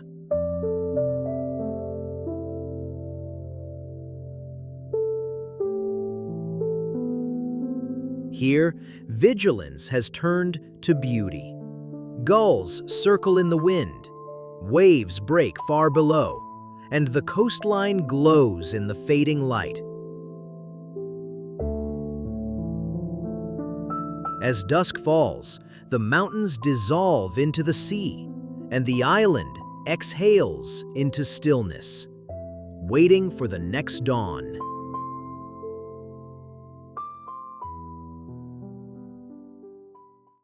Smaller and more reserved than its sister Mallorca, Menorca unfolds in limestone cliffs, hidden coves, and quiet pine forests, where time still moves with the wind.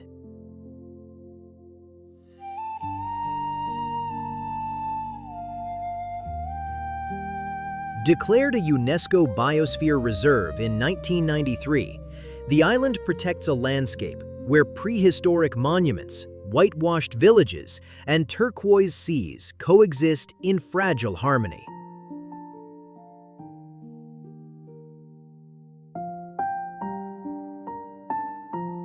From the ancient Talaiotic stones to the watchful lighthouses that mark its coast, Menorca carries the memory of every civilization that sought shelter on its shores: Phoenician, Roman, Moorish, and Catalan.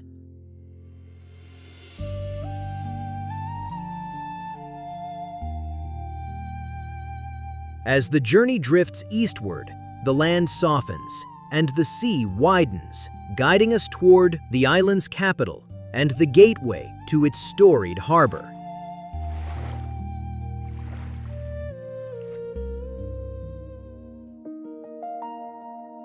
Sheltered within one of the world's largest natural harbors, the port of Mau has been Menorca's lifeline for over 2 millennia.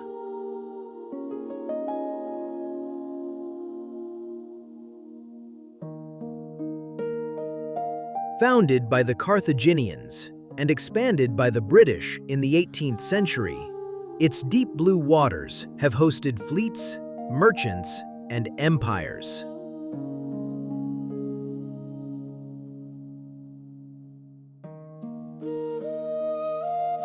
The old quays now echo with sailboats and open-air cafes, where the scent of salt and lemon drifts through narrow lanes.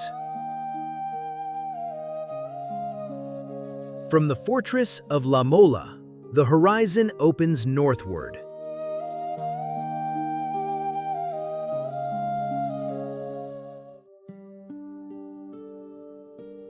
Just beyond Mau lies Es Grau, a fishing village embraced by dunes, pine forests, and the calm waters of its lagoon.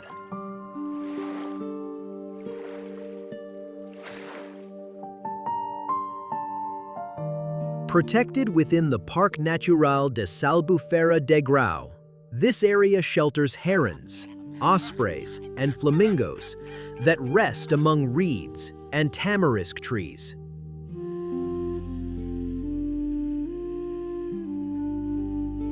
Once used for salt production, the lagoon now reflects the balance between land and sea that defines Menorca's essence.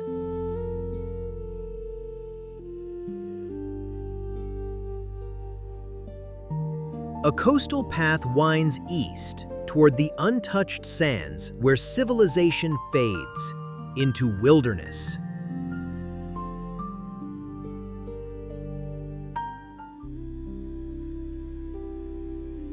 Accessible only by foot or by sea, Platja de Sa Torreta reveals Menorca at its purest, a wide arc of golden sand bordered by aromatic scrub and low cliffs.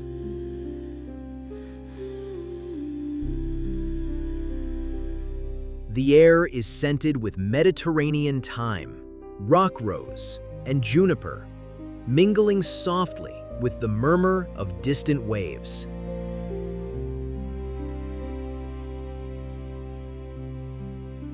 Archaeological traces nearby recall ancient watchtowers once guarding this silent coast from pirates of the past.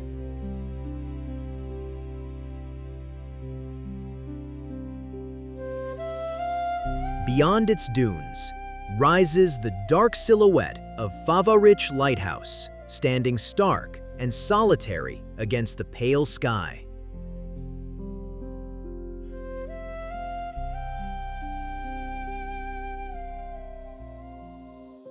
In the lunar landscape of Cap de Favorich, the land turns to slate, and the air feels older, heavier, with sea spray.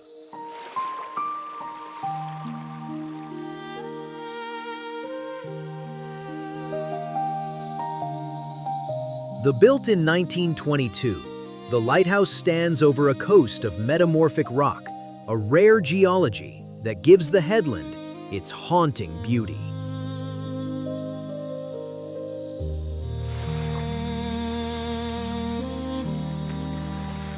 Storms often crash here with ferocity, shaping pools where seabirds and salt-loving plants endure.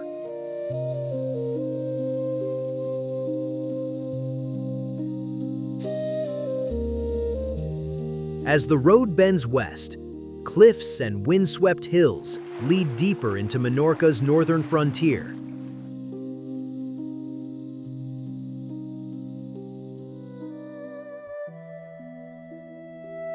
Rising above the cliffs near Cap de Favorich, the Torre de Escolomar once guarded Menorca's eastern approaches from corsairs and foreign fleets.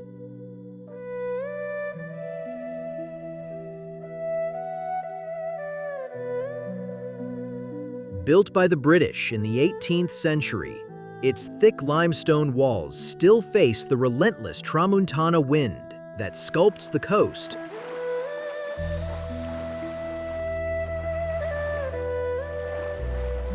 Around it grow mastic, rosemary, and wild olive trees, species rooted in salt and silence.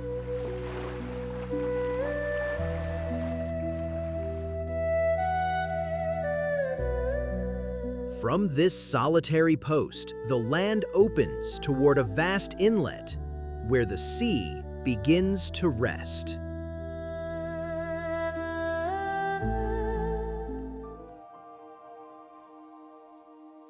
At the island's midpoint, Fornells unfolds in whitewashed houses that seem to float above turquoise water.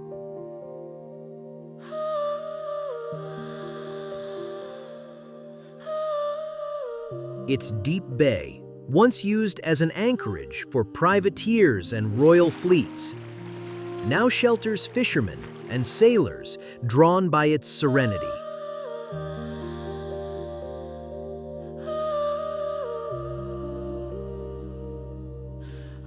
Here, the seagrasses of Posidonia oceanica sway beneath the boats, nurturing octopus and sea bream in their hidden prairies.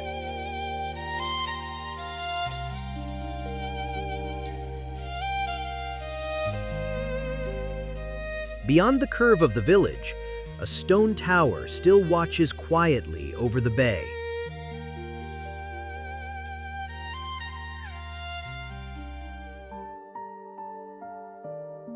Constructed in 1801, under British rule, the Torre des Fournels remains one of the island's most imposing coastal fortifications.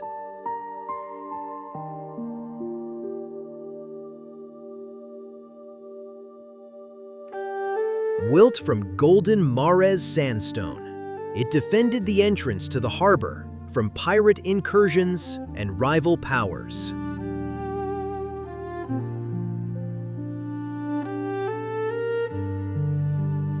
From its battlements, the sea stretches north toward the horizon, where gulls trace circles in the wind.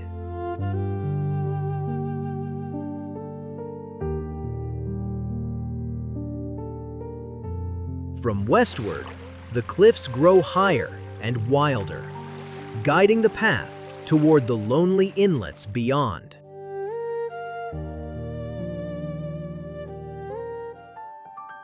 Hidden within the northern headlands, Cala Viola de Levant is a secret inlet shaped by centuries of erosion.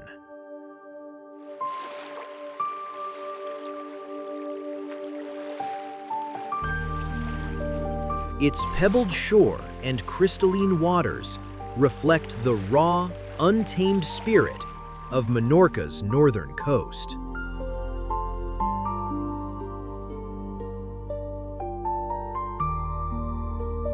No roads reach here easily, only narrow trails through thyme, heather, and dwarf palms that bend beneath the sea breeze.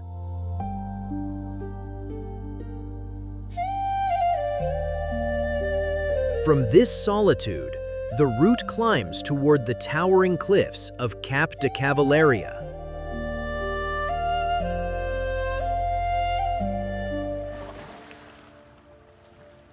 Perched 90 meters above the sea, the Faro de Cavalleria guards the northernmost tip of Menorca, where cliffs plunge into deep cobalt water.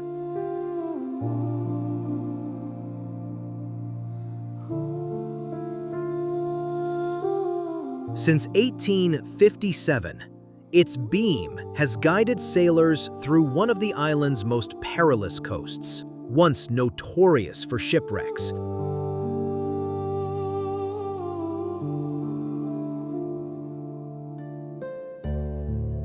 It's the surrounding cape, carpeted with juniper and wild fennel, faces winds so strong they bend every shrub toward the south.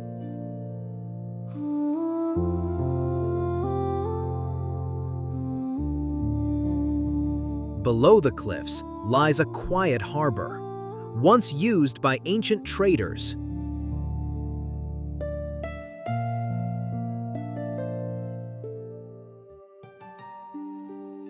In the quiet cove of Sanicha, fragments of quays and amphorae mark the site of the Roman port of Sancti Sanctiae, active 2,000 years ago.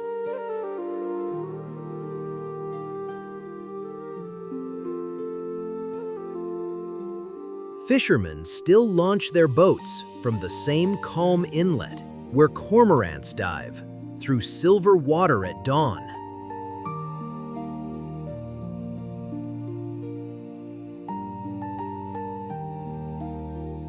The sea here carries a stillness that feels older than memory, a hush between past and tide.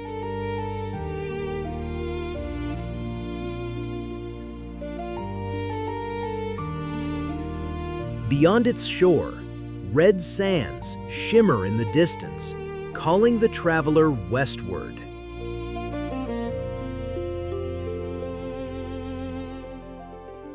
Unlike any other beach on Menorca, Cala Pregonda glows with ochre-colored sand, and sculpted rock formations that resemble another planet.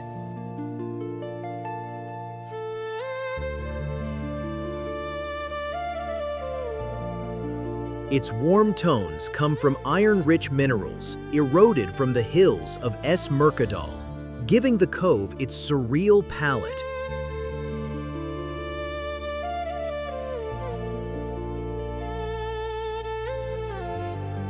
Marine life thrives in the protected bay. Sea bream, wrasse, and starfish drifting above coral-like stone.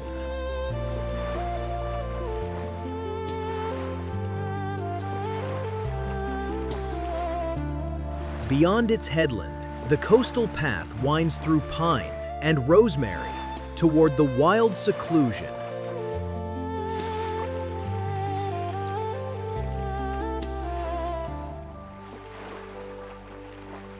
Reached only by a long trail through holm-oak forest, Cala Pilar feels untouched by time.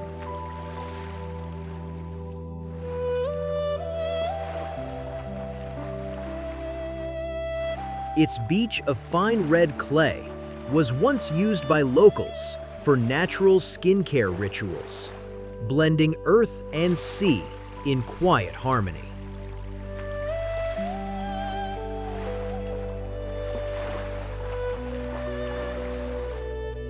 Falcons circle above the dunes, lined with mastic and cistus shrubs.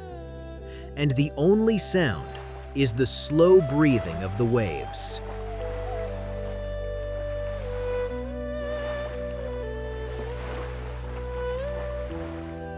As the path continues west, the cliffs ahead rise in quiet majesty, where the landscape softens into green valleys and twin beaches of pale sand.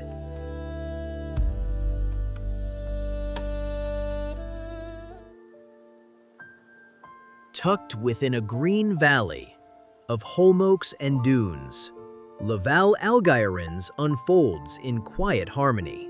Two beaches divided by a low rocky promontory.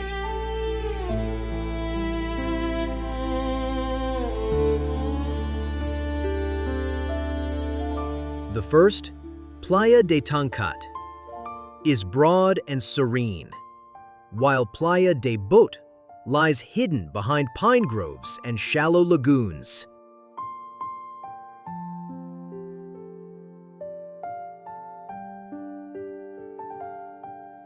This area belongs to a protected reserve, where herons, kestrels, and wild rabbits find shelter among tamarisks and sea lilies.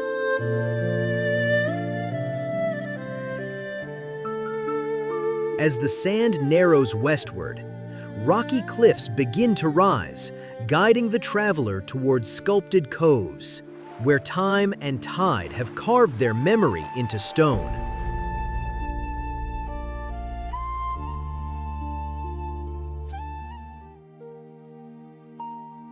Enclosed by curved limestone cliffs, Cala Morel forms a natural amphitheater where sea and rock meet in perfect symmetry.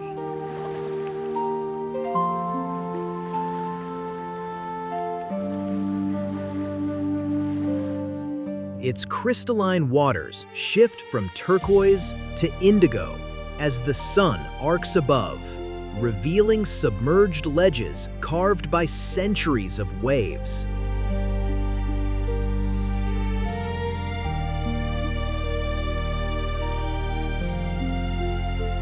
White houses perch along the slopes like quiet sentinels overlooking the cove, blending architecture and landscape into one continuous line of harmony.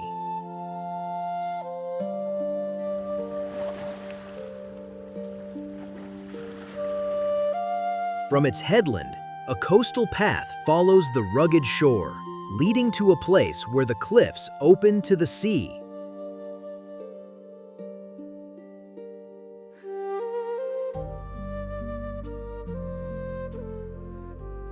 Erosion has sculpted the cliffs into the stone arch of Pont d'Angille, a gateway carved by the patient strength of the Mediterranean.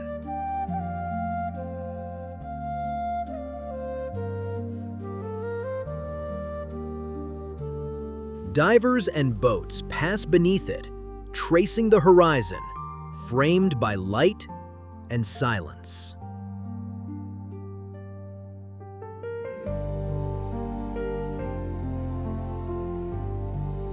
At sunset, the arch becomes a silhouette of gold against a violet sea, one of Menorca's most haunting vistas.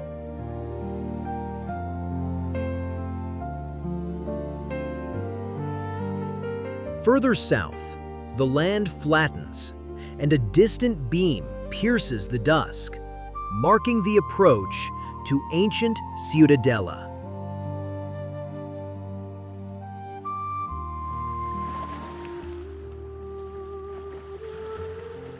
Standing on a barren plateau of dry stone and thorny scrub, Punta Nati Lighthouse was built in 1913 after a series of tragic shipwrecks.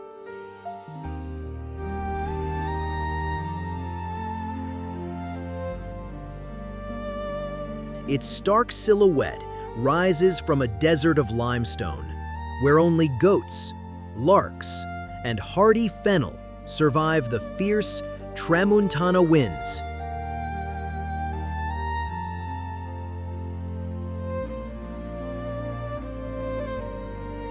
The horizon here feels infinite, a place where clouds and sea merge into one pale line.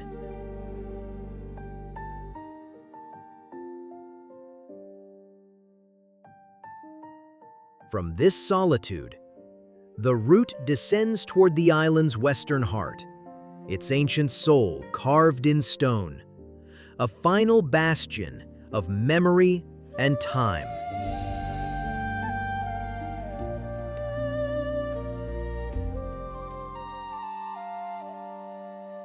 Once the seat of Menorca's bishops and governors, Ciutadella remains a labyrinth of palaces, churches, and cobbled alleys, bathed in amber light.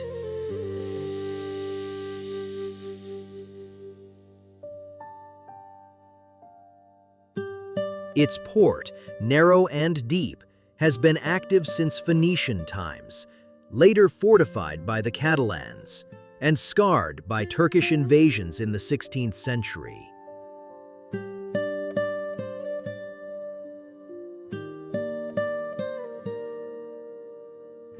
Its port, stone facades glow at dusk as bells echo across plazas, scented with jasmine and sea air.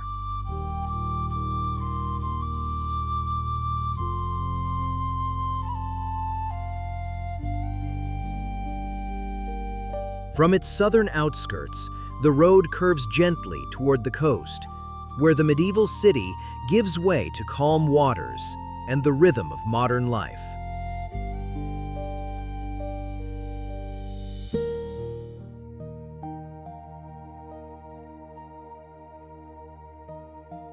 Only a few minutes from Ciutadella, Cala Sant'Andrea opens between low cliffs, topped with pine and tamarisk.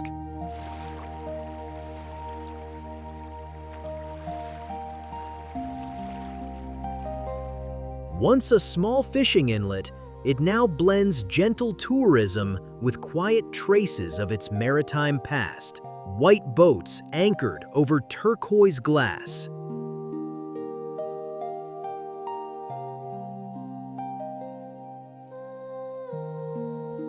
Beneath the surface, underwater meadows of Posidonia sway like green silk, sheltering octopus, and small shoals of gilt-head bream.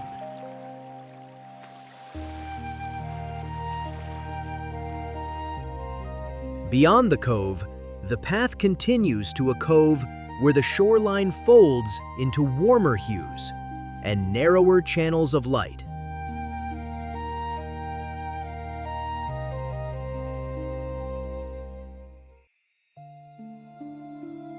Sheltered from the open sea by natural rock arms, Ses Illetes is a tranquil corner where the tide moves almost without sound.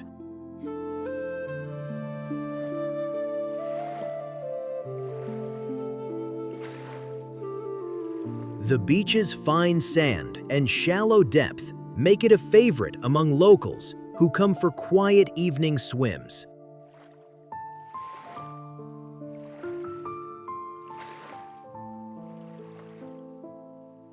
Here, limestone meets the pale glow of sunset, reflecting the last warmth before the coast bends again.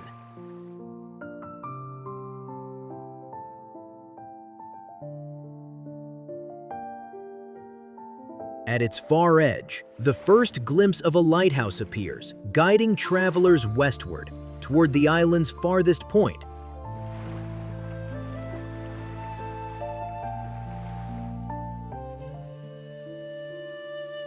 Standing at Menorca's southwestern cape, the Faro de Artruche marks the meeting of two seas and centuries of navigation.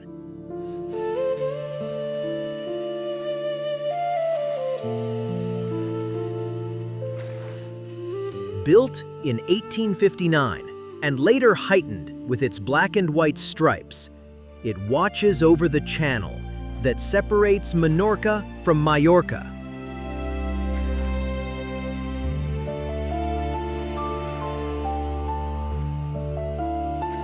The scent of salt and rosemary fills the air as waves break below against volcanic rock.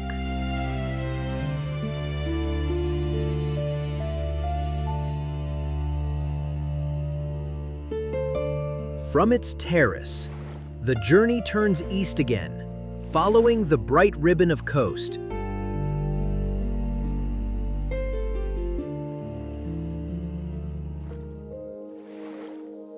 Tucked within steep cliffs of golden limestone, Cala Comte appears like a secret the sea still keeps.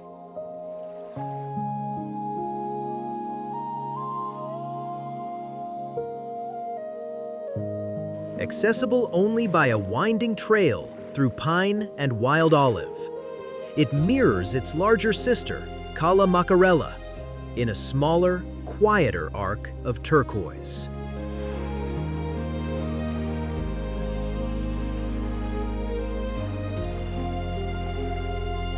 The water here is so clear, it seems to suspend sunlight itself, revealing ripples of sand and flashes of fish below.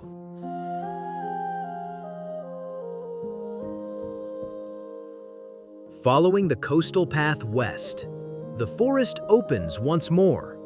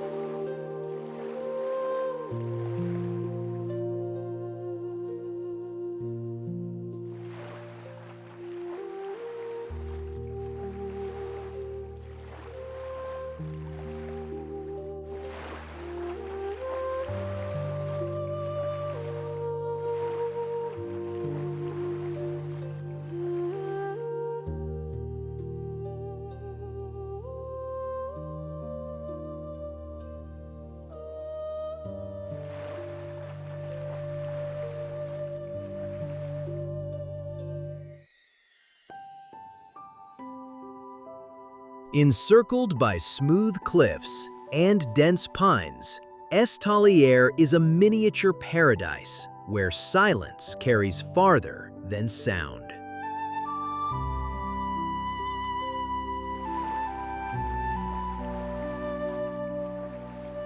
Its beach glows almost silver at midday, and the water deepens into translucent emerald under the sun's slow descent.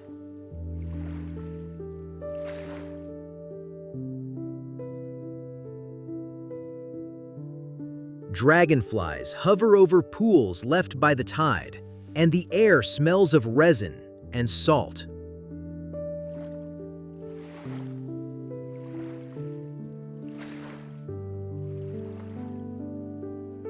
Beyond the ridge, a higher path overlooks two hidden amphitheaters of sea and stone.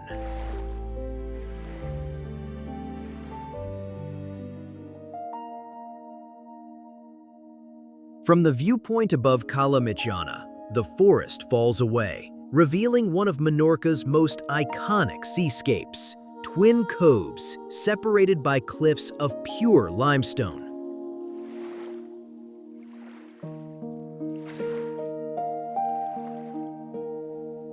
Their names, meaning middle and little middle, echo the balance of proportion that defines this southern coastline.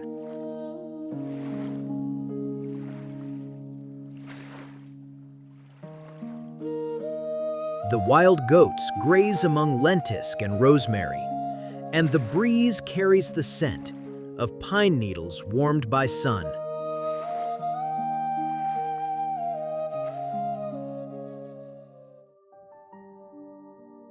Stretching wide beneath rolling dunes, Platja de Bellavista embodies the openness of Menorca's southern coast.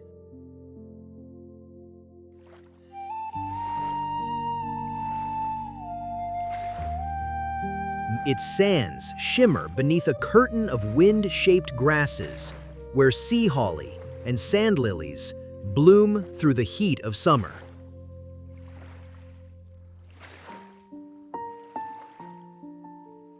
Once a quiet pasture land, the beach now links protected wetlands to the transparent waters of the Mediterranean.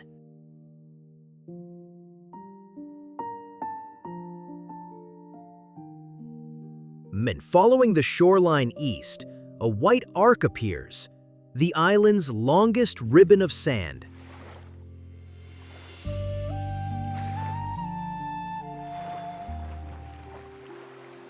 At nearly 3 kilometers long, Sun Bow is both a sanctuary of leisure and a fragile ecosystem of shifting dunes and brackish ponds.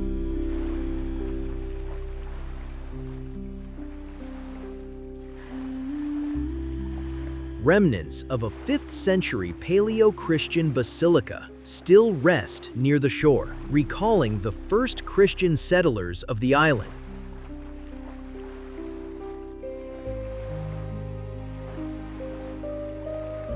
Behind the dunes, reeds shelter moorhens and egrets that glide quietly between freshwater pools.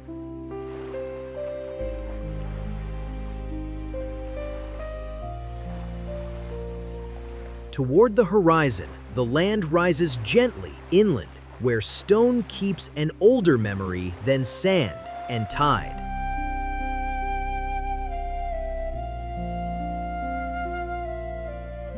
Inland memory becomes architecture, from the whisper of dunes to the weight of prehistory.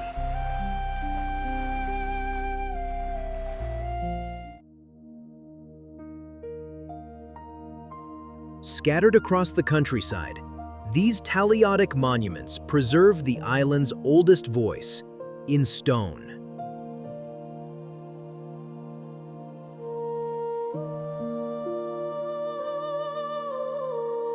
The Navetta de Tudon, built around 1200 BCE, served as a collective tomb, while the Taula and Taliot of Trepuco still display ritual symmetry between earth and sky.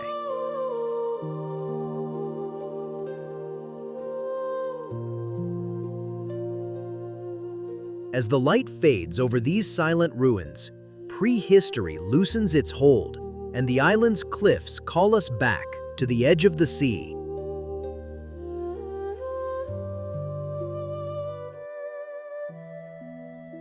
From the ancient terraces of Torre don Galmez the path descends once more toward the sea.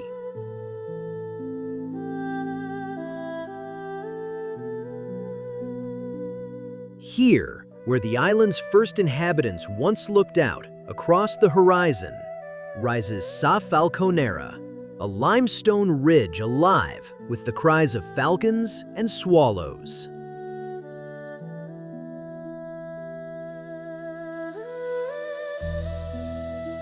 Below it lies Cala Ukulari, a secluded bay of pebbles and emerald water, framed by cliffs draped in rosemary and thyme.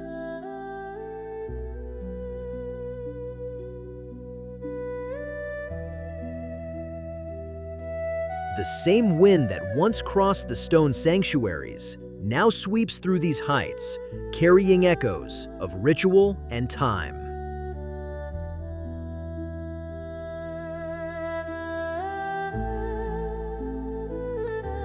In this meeting of rock and sea, Menorca's spirit feels whole again, ancient as the stones above, eternal as the tide below.